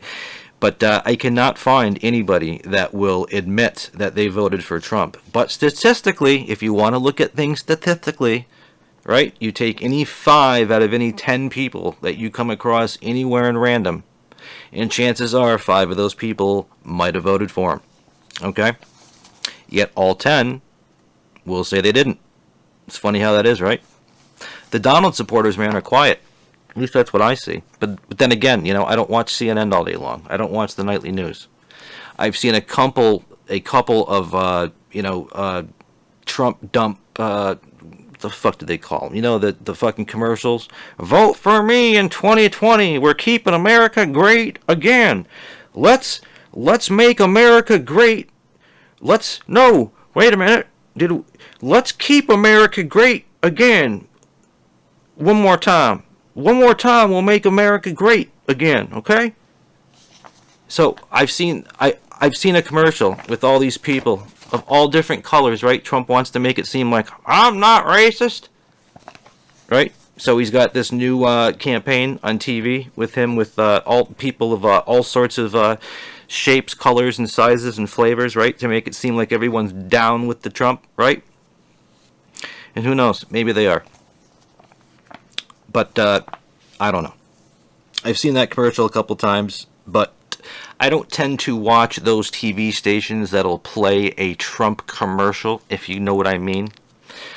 So I don't see them too often. But I did come across it. Ooh, nice pass. Philadelphia and Dallas are on right now. First quarter just started. Isn't that great? So yeah, anyways, I don't get it. But yeah. That's what that's the ingenious guy, right? If you thought his wall was great, he's going to put up a moat. A moat. Not just a moat, you know? You're going to have to dodge them alligators and snakes, too. Wonder what kind of snakes he's thinking, right? Why alligators? Why not crocodiles, right? You could take all those snakes out of the Everglades, right? You guys know about that. There are gigantic boa constrictors, right, that live in the Everglades that aren't native to the Everglades. That's been a problem for like, what, 20 years? And now it's like huge. You know, you've seen the commercials. Or that snake that tried to eat an alligator and then it burst open or some shit. So yeah, there are giant pythons in Florida. So, I don't know. There you go. Maybe I should hit maybe I should hit him up on Twitter. I'll be like, "Dear Mr. President, I really like your idea to put snakes into the moat around your wall. If you're looking for a great place to get snakes, we can take them out of the Everglades where they're not indigenous, and we can put them in the moat."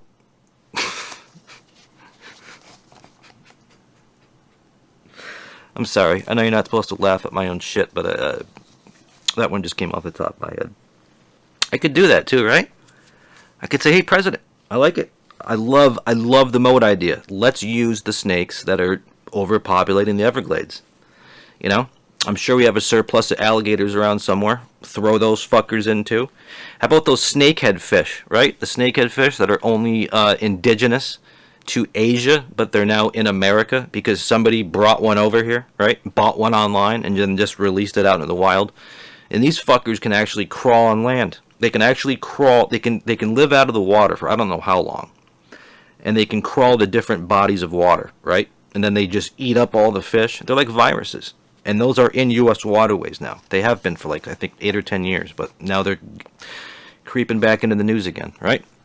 So that's a good idea, right? Why don't we bring back the Tyrannosaurus Rex and we'll just release that fucker out into the wild, right? Wouldn't that be cool, right? Jurassic Park. I think it's just such obviously a bad idea, and I think that's why they did the movie Jurassic Park, right? Everybody would love to see a dinosaur, but I'm sorry, you know, there's a reason why dinosaurs and humans didn't coexist for very long, right? Okay, so just like it's not a good idea to bring back the Tyrannosaurus Rex, let's not order poisonous giant snakes that aren't indigenous to Florida, all right? Why do we allow that? Well, it's illegal. Well, you're doing a great job of cracking down on it, right? Like the war on drugs. Has the war on drugs ever worked? You know, on the nightly news, you see all these huge, giant seizures. Yet, like, 99% of the American population is on heroin somehow, you know? We're winning the war on drugs, everybody! You know? My God. We spend trillions of dollars on all this stuff, and nothing ever works. Just to kind of keep the status quo, right? Because if they weren't out there doing it, right, everyone would be upset. But yet, you know, well, we can't get it all. Unfortunately, some comes through. That's why we gotta build a big wall and put up a moat, and then we gotta throw alligators and snakes in it. And while we're at it, we're gonna throw the snakeheads in there too. And just for shits and giggles, maybe I'm gonna have them bring back the megalodon. We'll put the fucking megalodon in the moat too, right? Did you know that about? You ever seen the megalodon? Fucking A. Can you imagine that thing being? If there was still a megalodon somewhere in the water, somewhere in the world, I don't think I'd ever get back into it.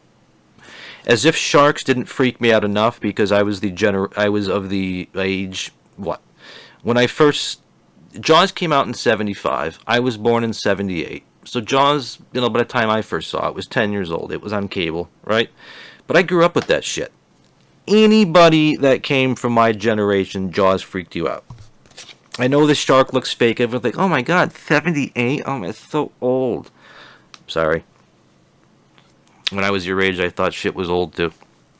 And then I got old and realized that age literally is just a state of mind, because my mind is still in that 27-year-old state, even though my body says I'm pushing 41, you know? So that's it. That's something you don't get. And I was that way, I swear to God. When I was 20, I thought 30 was old, 40 was ancient, 50 was grandma, right? And then I turned 30 and I thought 40 was old, 50 was ancient, 60 was grandma. And now that I'm 40, I'm like, holy shit. My body really hasn't changed, okay? Seriously, when I was 20 years old, I thought a 40-year-old just had the most sloppiest body ever, right?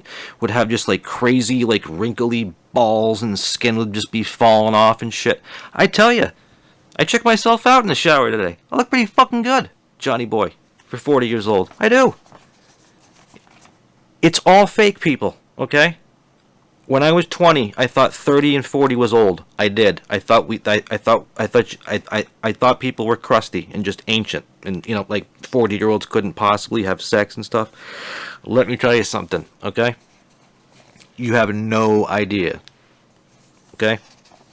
When you hit fucking 40, you're gonna be like a handful of things. You're gonna be like, holy shit, what just happened to 20? Because it went by like that. Boom, like that. And you're going to feel no differently than when you were 20. On paper, it's going to say you're 40. But in your mind, you don't feel any differently from 20. And even when you look at your own body, you might have gained weight. I don't know. I don't know if you take care of yourself or not. But, literally, I thought people who were 40 were old and crusty and stale. And now that I'm that age, I'm not just trying to defend myself. I'm really no different, people, okay? Do I have a couple gray hairs on the goatee? A few. There are a couple straggly white hairs starting to come in? Yeah, okay. That's what happens, bro.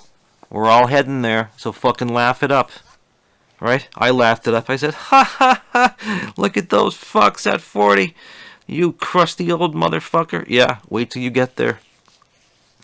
Because now I'm here and I'm like, okay, I guess I was wrong. And that's just it. I was uninformed.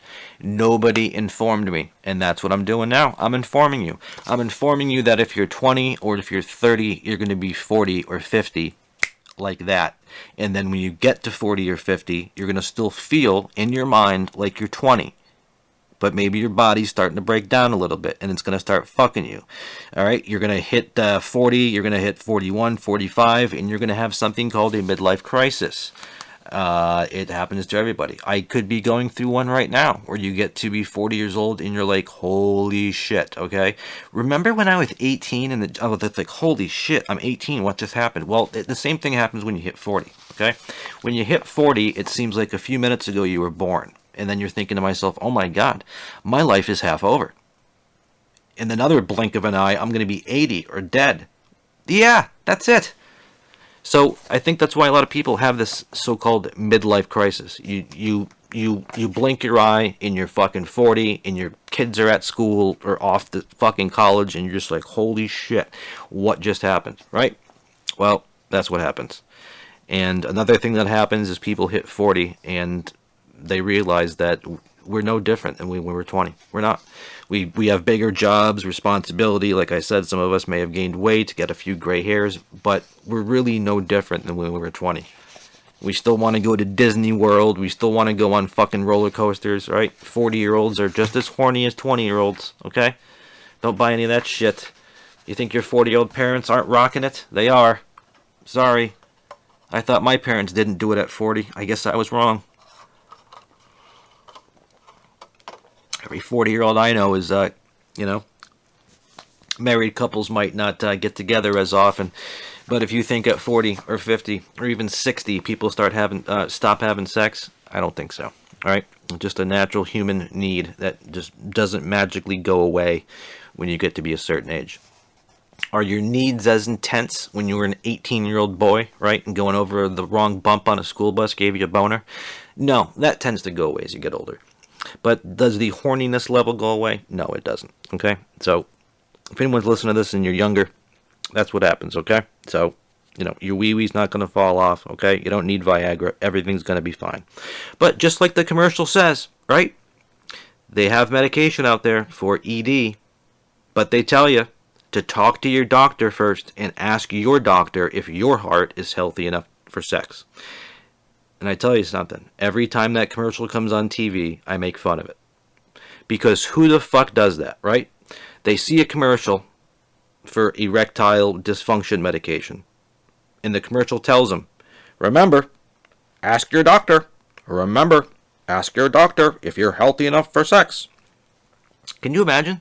Do you just go into your doctor and say, hey, doctor, is my heart healthy enough to fuck? Who does that? Do you check with your doctor before you fuck and ask if your heart's healthy enough for it? I don't know. Because I'm such a medical expert, because I watched House all those years, I know that there was one in particular episode where Cameron from House explains to Chase what happens to the body during sex. And it's actually pretty violent. That's why people have died from it. Evidently, when we have sex or get aroused, your blood pressure goes through the roof, our heart rates go through the roof, you start sweating profusely. Evidently, I guess your heart does need to be healthy to fuck, I tell you, especially when we get older. You gotta check your heart. Doctor, check out my heart, make sure that bitch can fuck. I'm still horny, right? But just like the commercial says, we got to ask our doctor. We have to have a serious sit down with the doctor and ask him if your heart is healthy enough for sex, okay? This is a serious matter, right? I guess that's one way to go, right? If anyone's going to go, Might as well be during sex, right? As long as it happens after you've had the orgasm. Alright, I've gone way off track here, and I can't find where I am. But yeah, I was talking shit about Trump, grabbing him, friggin', pussies. But yeah, all the Donald supporters, they're quiet. Okay? And I've explained this before, that if somebody doesn't step up to the plate, the guy's probably going to win again. And then everyone's going to fucking freak out. Right? I mean, Jesus, how flawed is that, right? How flawed is our election system where we can't get a good candidate or any kind of good information, right?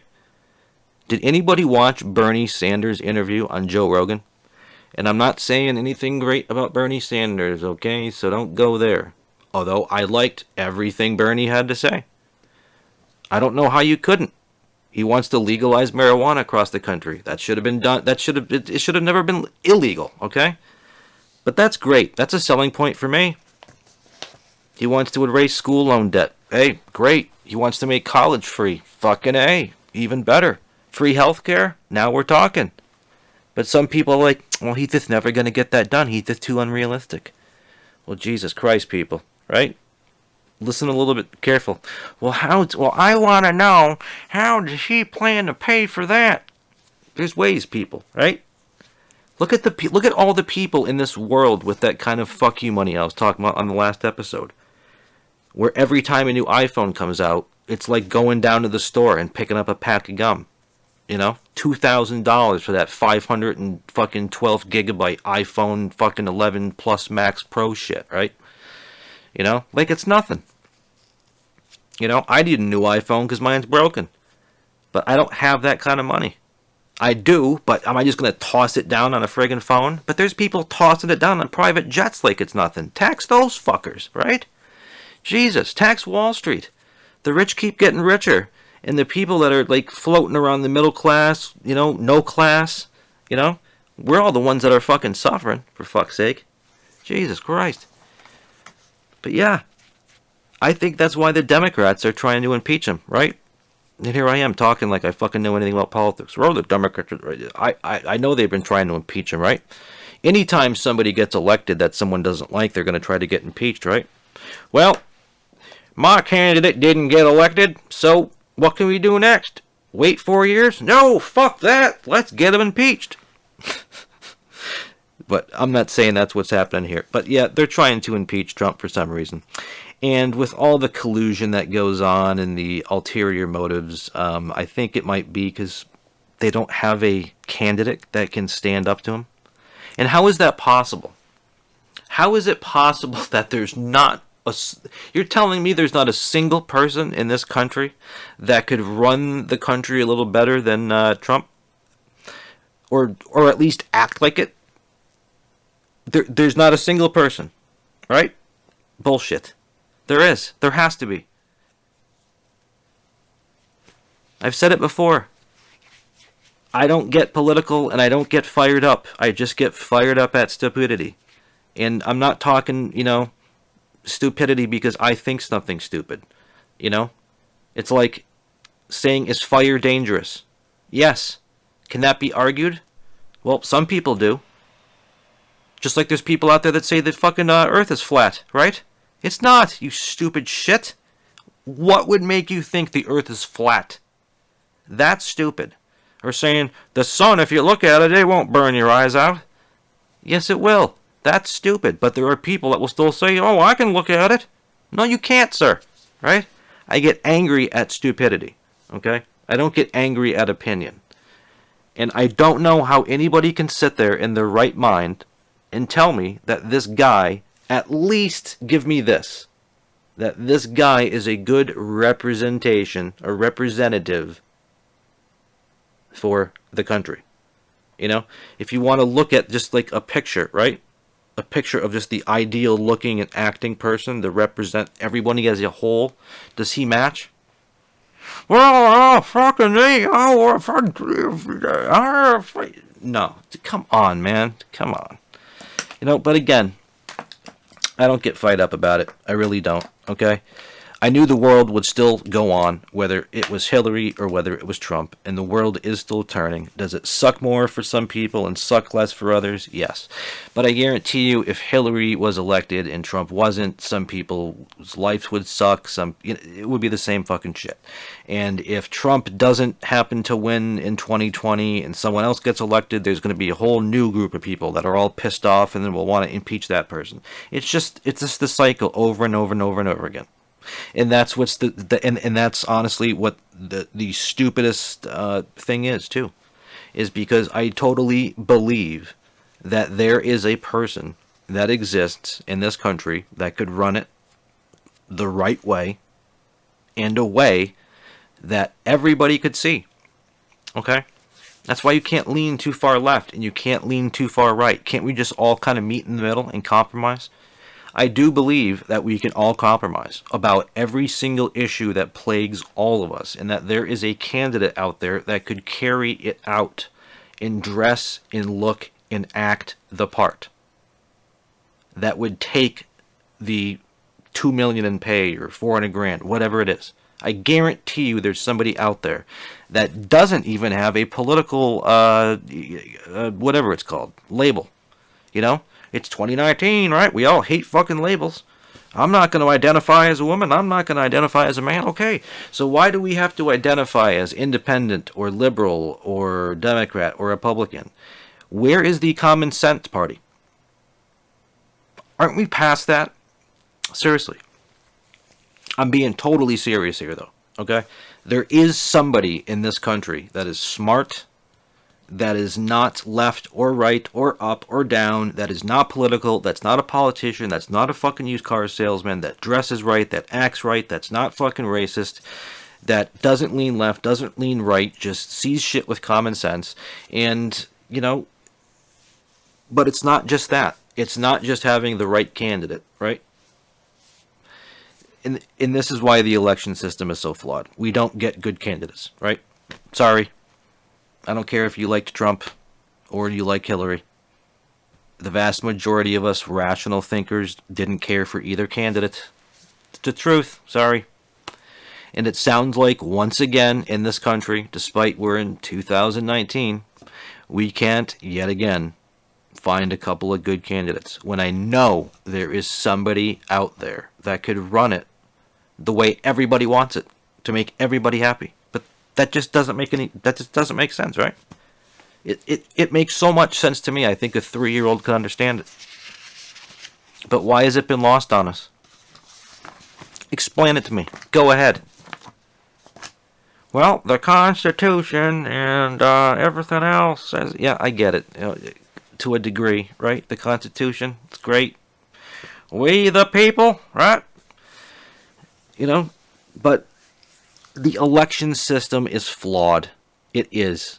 There has got to be somebody out there without a political designation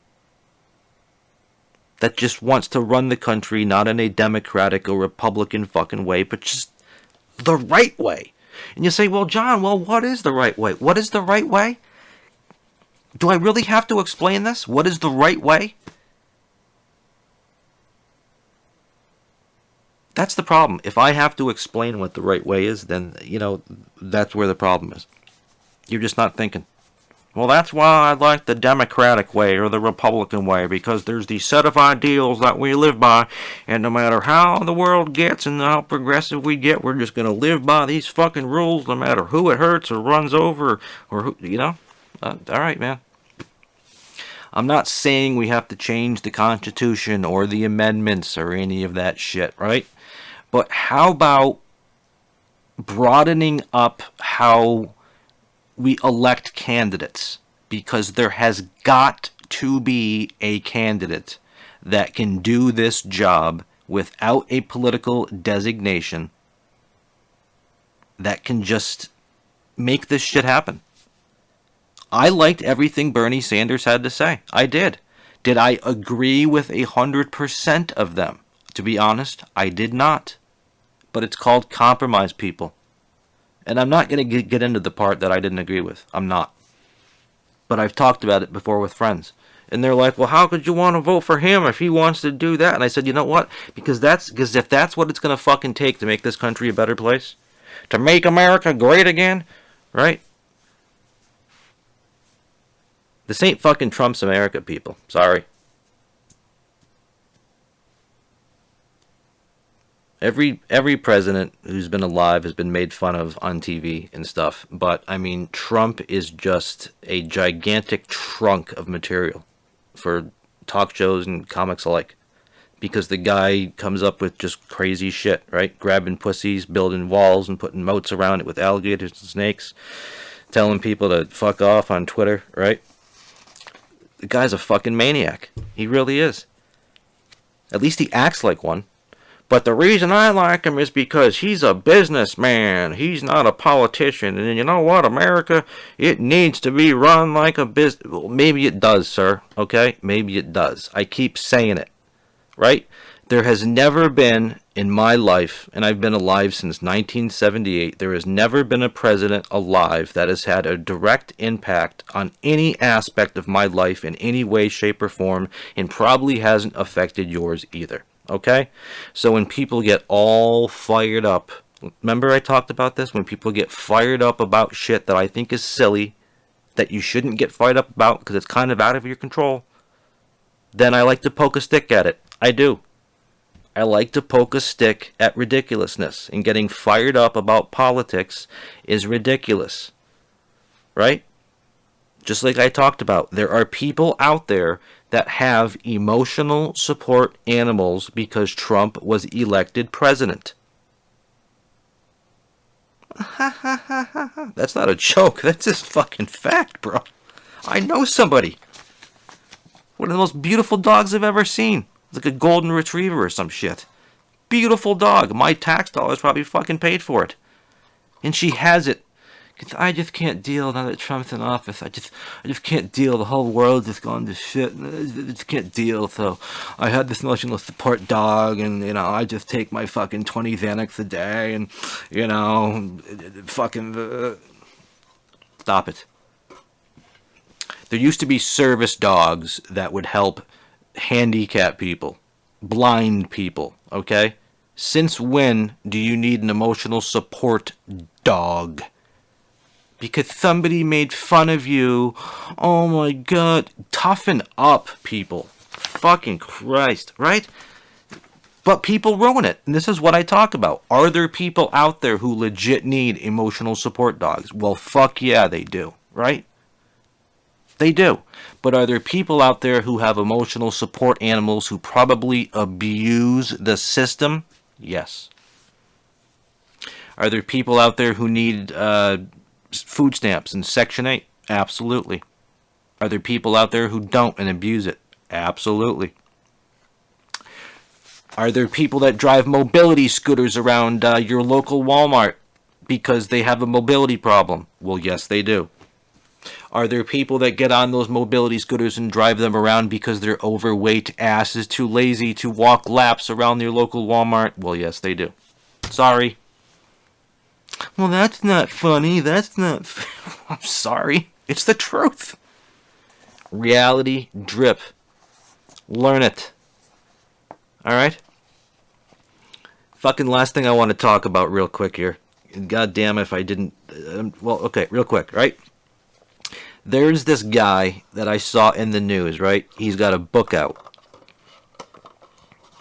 And I think they're even making it into a documentary or some kind of bullshit, right?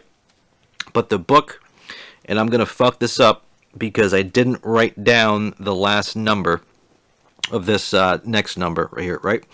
But it's Extraterrestrial Highway, and it's either the 37th or 38th parallel. So it's like Extraterrestrial Highway, the 37th or 38th parallel.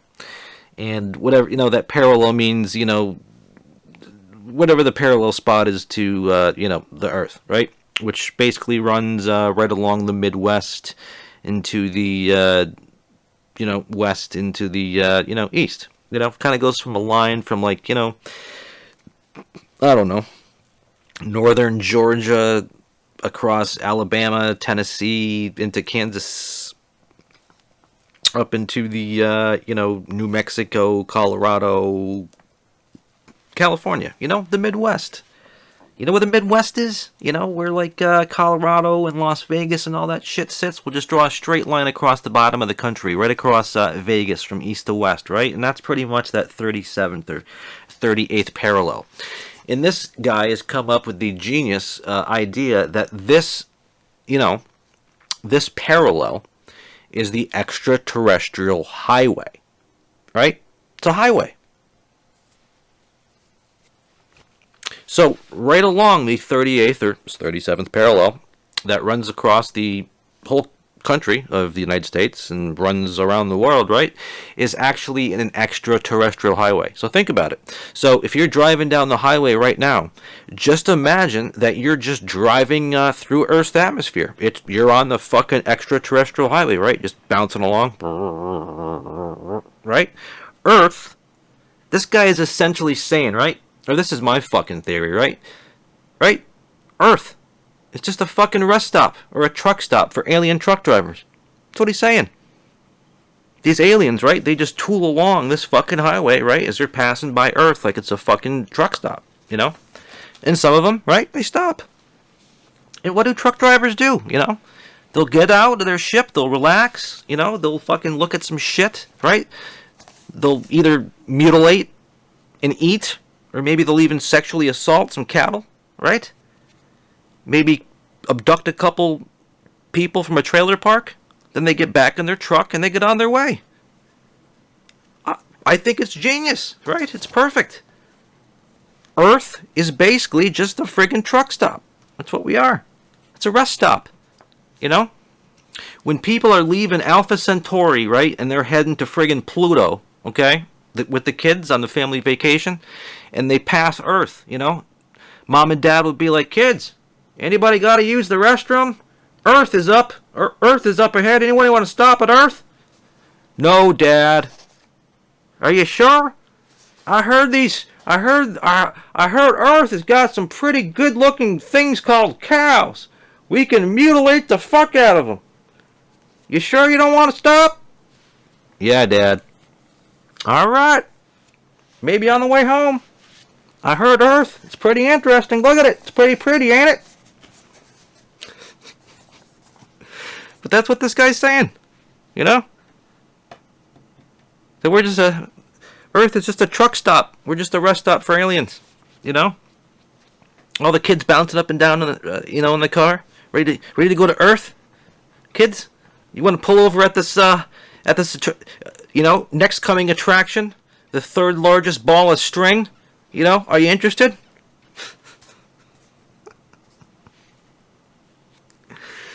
Oh, God. But yeah, I think that's it. I think the guy hit the nail on the head. That's all Earth is. It's just a side of the road attraction, or like a truck stop for weary truck drivers on the long haul, And they just pull over and they stop. They have a quick bite to eat, capture a few people, and they're on their way. It's perfect. That explains everything. So pick up the book, Extraterrestrial Highway, 37th or 8th parallel. One of them. That's the highway. I imagine they might veer off the road a bit, right? You think aliens ever drive drunk? Maybe that's what happened in Roswell, right? Maybe that's why the Roswell crash happened. There just happened to be a family, right? Had a little bit too much to drink at the fucking concert up there on Saturn. And as we were pulling into the fucking truck stop on Earth, Johnny took the wheel and he took it a little bit too far, and we fucking crashed. God damn it. That's what happened. That's probably what happened. That's probably how we got some of these UFOs. They just were drunk driving. Or maybe they weren't drunk. They were, they could have been on something. But how else would they crash? How can you have a craft that's that advanced and just crash, right? Something really bad has to go wrong, right? I can't see their parts failing, right? I don't know. So maybe that's it. We're just a highway truck stop, and every now and then, people, they have a little bit too much to drink, they party. I'm sure aliens aren't any more perfect, right? And they try to take the Earth exit, and they just veer off the highway and crash. You know? Then we steal their technology. All right, we got some listener mail. Let's read this. Let's see. Guy needs advice. Oh my God, why are you writing to me about this, sir? What am I going to do? The guy's asking me for advice. Evidently him and his wife can't seem to get pregnant. Jesus Christ, sir. What am I, the fucking fertility master? Go see a doctor. And remember, the funnest part of having kids is making them. Right? God damn, I don't know. I don't have any kids. How the fuck am I going to help you? Jesus. But isn't that they're having trouble getting pregnant and they're both healthy. Well, how about that, huh? My God, there are people, right? We've all heard of it. There's people who have gotten pregnant from getting, touched wrong, right? And there's other people that just literally try and try and try and try and try and they're healthy and they just can't get pregnant. I mean, I've been in long-term committed relationships. I'm an adult, right? We weren't using any kind of birth control. We weren't. Sorry. We said, fuck, we're old enough, If it happens, it happens. And you know what? It just didn't happen. Who knows? Maybe I'm infertile. I don't know. I don't know if we'll have enough time to go over the subject of my fertility, but I am sorry, sir. That is unfortunate that you can't pollute the, that you can't pollute the fucking earth with another kid. But best of luck to you. But, I was researching your issue, sir. And I wanted to, maybe draw some light on it, okay? This might be something you guys should try. Because evidently, these people stand on their heads, right? They've tried everything. Top, bottom, left, right, up, down. They can't get pregnant. But evidently everything's fine. So, I don't think you've tried this, sir. But I looked it up, and I found a great story, right? So, there's this woman from Africa. In Africa, right? We're not talking African. Okay, forget it. African woman. In Africa. She gave a dude a hummy, right? She got stabbed in the stomach shortly after. The knife went into the stomach. Got a little DNA on the tip of the blade. And then she was stabbed again in the groin area. And what do you know? She got fucking pregnant. And you're calling bullshit, right? Bullshit! Bullshit! No fucking way that... Yeah, it did. Swear to God. There's a lady in Africa who swallowed some seed, then got stabbed twice, first in the stomach, and then somehow stabbed in the seed, and that's what got her pregnant, because she was still a virgin. Confirmed. Had to have a C-section in the whole fucking 9 yards. This is a true story. Look it up. There is an African lady who got stabbed in the stomach after getting a blowjob, and she got pregnant. So have you tried that, sir? Have you tried having your wife swallow your seed and then stabbing her? It worked for these people, right? It always seems to work out, right? Somebody can get pregnant like that, but yet there are other people that are just healthy as fuck, right? That just fuck like rabbits, and they just can't get pregnant. But then you got somebody who swallows some cum and gets stabbed twice and gets pregnant like that. What are the chances, dude? Honest to God. Some people just have all the luck, right? So, sorry. But it just goes to show. Just keep trying, right? Because the best part about having kids is making them. So just keep trying, right? Doesn't hurt. You're doing it anyways, right? And maybe you see that miracles happen. I just showed you. Miracles happen. Just keep doing it. That's all I can tell you, sir. This girl got pregnant after she gave a blowjob and got stabbed. It can happen like that. So, just keep doing it the regular way, sir. And you know what? If God blesses you, then he'll give you a child. If not, you can always adopt, right? Plenty of kids to adopt. All right, everybody. I'm going to wrap it up for today. It's getting late. It's Sunday night. I got other things to do, believe it or not, right?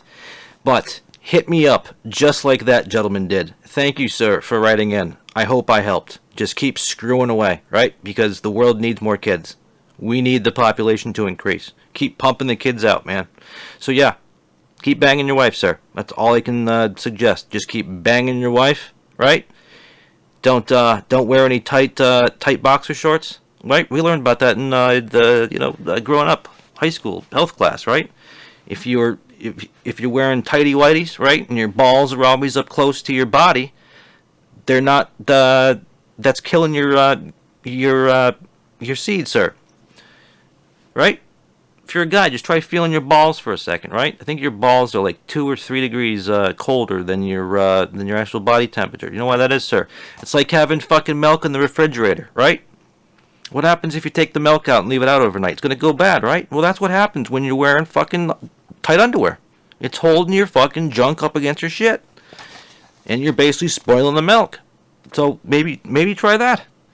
Wear some boxer shorts or go fucking commando. Make sure your balls hang as low as they can. That way the fucking, your little guys can, they're nice and chilled out. Milk's fresh. Maybe that's what it needs. And who knows? Maybe your wife needs some of that vaginal moisturizer cream we talked about earlier. Maybe that's the problem. There you go. I just solved it. Fucking Dr. John right here, right? Go commando, right? Go commando. Have your wife use that moisturizer cream down on the lips, right? Or is that what it's for? Is it like a big roll-on stick for the lips, like a chapstick, or is it like for inside? I don't even know. Maybe somebody can tell me. Explain it to me. Have you tried vagina moisturizer cream, right? If you did, or if you got anything else to say, you want to ask me a question, you want advice, I'll give it. Even if you give me some kind of complicated problem that nobody can figure out or solve, I'll solve it for you. Watch. Just email me. And watch how easy it is, right? RealityDrip.com is the website. It's the production company name, Reality Drip. All one word. Do you know how to spell reality? It's pretty easy. You know how I do it? I combine the word real and then ITY. Because I don't know how to spell. I just kind of, right? It's just kind of from memory. That's all I know. Reality. And then drip. DRIPP. Right? Reality Drip. All one word. Okay, yeah, I know your domain name, John. What's the address? It's info, right? info@realitydrip.com. If you can't figure that out, I can't help you. I can't make it much easier than that, sir. Okay? realitydrip.com. The email address, info@realitydrip.com. But I don't have him. Okay. I'm on Instagram, Twitter, Facebook, Twitcher, YouTube, all those friggin' tubes, right? I'm all over the place. If you want to reach out, reach out. If you want to sing out, right? What can I say? Everybody, make sure you have a great week. I know it's Monday, and it sucks. Looks like somebody's got a case of the Mondays, right? It'll be over, believe me. Like that, it's going to be hump day, right? Wednesday. And then like that, it's going to be Friday night. And you're going to be in heaven again. And then like that, it's going to be Sunday night, right back to where I am right now, right? What do I have coming up next? My animated comedy. Our first animated comedy. Short. Animated comedy clip. True story. Real story. I did the voiceovers. My buddy Tuna is doing the animation. That should be done hopefully tomorrow. Or right now, as you're listening to this. It might be on YouTube. Check it out. I don't know. I can't give you everything. I can't do everything for you. Do you understand this? I don't, okay? No. No. All right? Jesus Christ. Listen to me. Stop. Pump the brakes. Okay? It's a 50-50 street. You listen to me, I listen to you. But I can't just make the video appear, sir. Okay? You have to go find it. But it's not hard. Okay? Use the power of the socials media. Okay? But yes, that animated video should be out any day now. Everything's done. I'm just waiting for it, right? Like we're at the friggin' drive-through for animation. I am at the drive-through window for a short animated comedy clip, and I'm just waiting for my order. Okay, so that's coming up next cast, and every cast I think I'm gonna do 2 a week. I'm gonna do one on release for Monday, and I'm gonna do a release for Thursday, or sometimes Friday. I don't know. Maybe sometimes I won't do any at all. Maybe sometimes I'll do one every day. Maybe I'll record one that's like 28 hours long. It'll be the longest fucking podcast in history, right? Or maybe I'll do a podcast that's literally like 5 seconds long. It'll just be like, hey, what's up? I'm John. Thank you. Bye-bye. Right? I don't know. I don't know what we're going to do around here. I don't. I'm not planning this shit, okay? It's all off the cuff. And you can hear me flipping with shit, right? Yeah, I just have a couple things written down, all right? Does it sound like I'm reading a script? Can you see me looking at the teleprompter? Does it look like I am reading off a teleprompter? I know that teleprompter technology has vastly improved, but still, when I watched TV in 2019, even though they're trying to convince you they're looking at the camera, you can see those friggin' eyes, can't you? I call them out on it. You can see their eyes. They're not looking at the camera. You're looking above it. And don't they have cameras which have teleprompters that are pretty much scrolling right across it? But they're still like, their eyes are like, you know? I tell you, I love the Comedy Central roasts, okay? And I know I was about to say goodbye, and fucking here I go again. The Comedy Central roast, but that's what just reminded me of this with the teleprompter shit, okay? I was watching the roast of Flavor Flav again over the weekend. Why? Well, John, you've seen that before. Yeah, I have. You know why I was watching it? Because Greg Giraldo, a guy that I haven't mentioned on this podcast, right? Rest in peace, buddy. He's dead. He died. It sucks. Another comic gone too soon. Just like Bill Hicks. Gone. Too soon. Fucking Patrice O'Neal. Rest in peace, brother. Fucking A, was he great. You want to laugh your ass off, okay? And you've never heard Patrice O'Neal? Go on to YouTube, once this podcast ends, of course, and type in Patrice O'Neal, The Nasty Show. That was, I'm pretty sure, all of that bit, besides just the idea, was made up. And that got me choking, where I think I actually started gagging because I was laughing so hard. That's how good that bit gets me. Guy is gone way too soon, man. It sucks. But yeah, it's really too bad. But God bless him. God bless him. Seriously, God bless him. Wednesday, coming up this Wednesday, I got 2 sets. Well, are you gonna go do it, John? Well, yeah, I'm gonna. All right. Fucking A. I got a job, right? I'm just kind of, starting out here. I know I talk a big game, but fucking A. Sorry. I'm not living in Hollywood yet. Going on the Monday night friggin' Comedy Store fucking, open mic lottery that they have. Can you believe that now? Back in the day, when I should have moved out to Los Angeles permanently, if you were a new comic that was not a paid comic at the Comedy Store, right? The world famous Comedy Store. You could get in open mics, right? You could even work the door. You could get a door job there. That was probably the best fucking job in comedy, being a door guy back in the day at the Comedy Store, because you got to see and meet everybody. And if you were a comic too, it was a perfect in. You friggin' worked there, right? Just got to be around funny frickin' people all day, all night. Awesome. Now the Comedy Store has reduced it to, there's just a ton.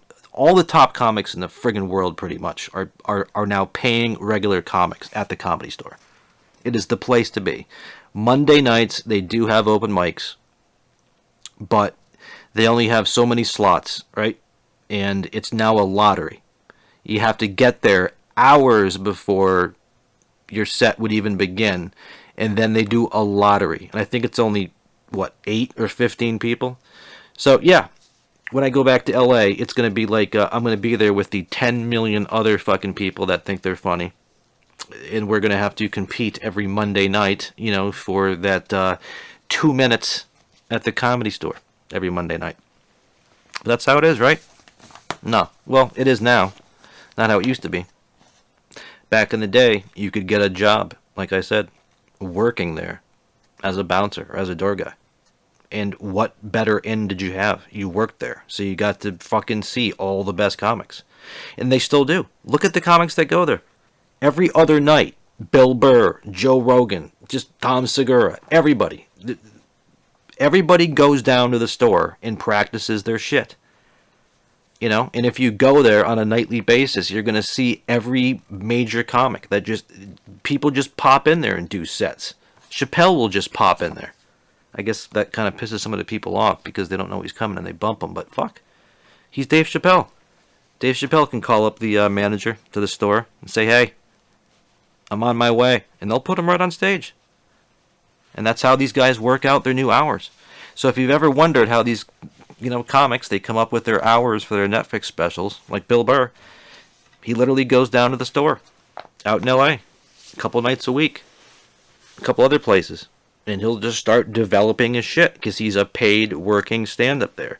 He can literally pick up the phone today, right now, right? Let's say I'm Bill Burr, or even Joe Rogan. Got my iPhone in my hands, just hit send, call up fucking Judy or Julie, right, in the store. Hey, yep. Can you put me on tonight? I'm thinking, you know, 9 to 9:20. Main stage? Yeah, sure. Great. Done. And then they go. Right? They get an idea in their head, a couple of new bits they want to work on. Netflix wants to pay them that $30 million fuck you money for the next special. They call up Lucy, right? Down the street at the Comedy Store in LA. They go down. And there's going to be the packed house, right? But I guess, you know, that's the life you get to lead when you've made it. And those guys have definitely earned and made it. I'm just trying to say that, you know, nowadays, as things have expanded, are some things easier? Well, yeah, it's easier to market yourself now because of the intranet, right? The web, the online, but everyone else is doing it too. So, yeah. Am I the only comic heading out to LA with giant hopes that are going to get smashed over my face? No, I'm not. Am I going to be successful? I don't know. A lot of people don't think so, right? There's no fucking way that can happen. Well, you know what? I see people who are doing it, who are successful. And, you know, they're no different than I am, right? But one thing I can fucking tell you, that if you ever wanted to be a comedian, or a radio broadcast, or have your own talk show like I'm doing right now, if you don't do it, it's never going to happen. You know? Look at David Spade. David Spade's been in the game fucking forever. Look at all the classic 90s comedies he was in with Chris Farley. God rest his soul. Now he's got a cool new talk show on Comedy Central, right? Lights Out with David Spade. The guy's been in the fucking game forever. And he just got his own talk show. The guy's paid his dues, right? But let me tell you something. If David Spade never went to, you know, I don't know him that well, so I don't quite know his story, but I'm just saying, had he never tried acting or stand-up or any of that stuff, would he be where he was today? No, okay? If Bill Burr didn't just quit his job out in Worcester and just move down to New York City at 33 just to try stand-up, would he be where he's at today? No. And he's living the life. He couldn't be happier. Married, kid about to turn 3, living the life, right? 5th Netflix special out. Guy's killing it. He took a chance. I'm taking a chance, and that's just it. If there's anything you've ever dreamed of doing and you just thought to yourself, I can't do that, well, then you can't. Nobody thought they could ever do anything. So nothing's going to come to you or anybody else by sitting on the couch, right? Wish for it in one hand and shit in the other and see which one fills up first. Have a great week. I love you. The song you're about to hear is a song called Last Holy Fool. It's by my band Grimlock. We wrote this bitch back in, 01, 04, 03, somewhere in there. So, enjoy it. I love you. Peace.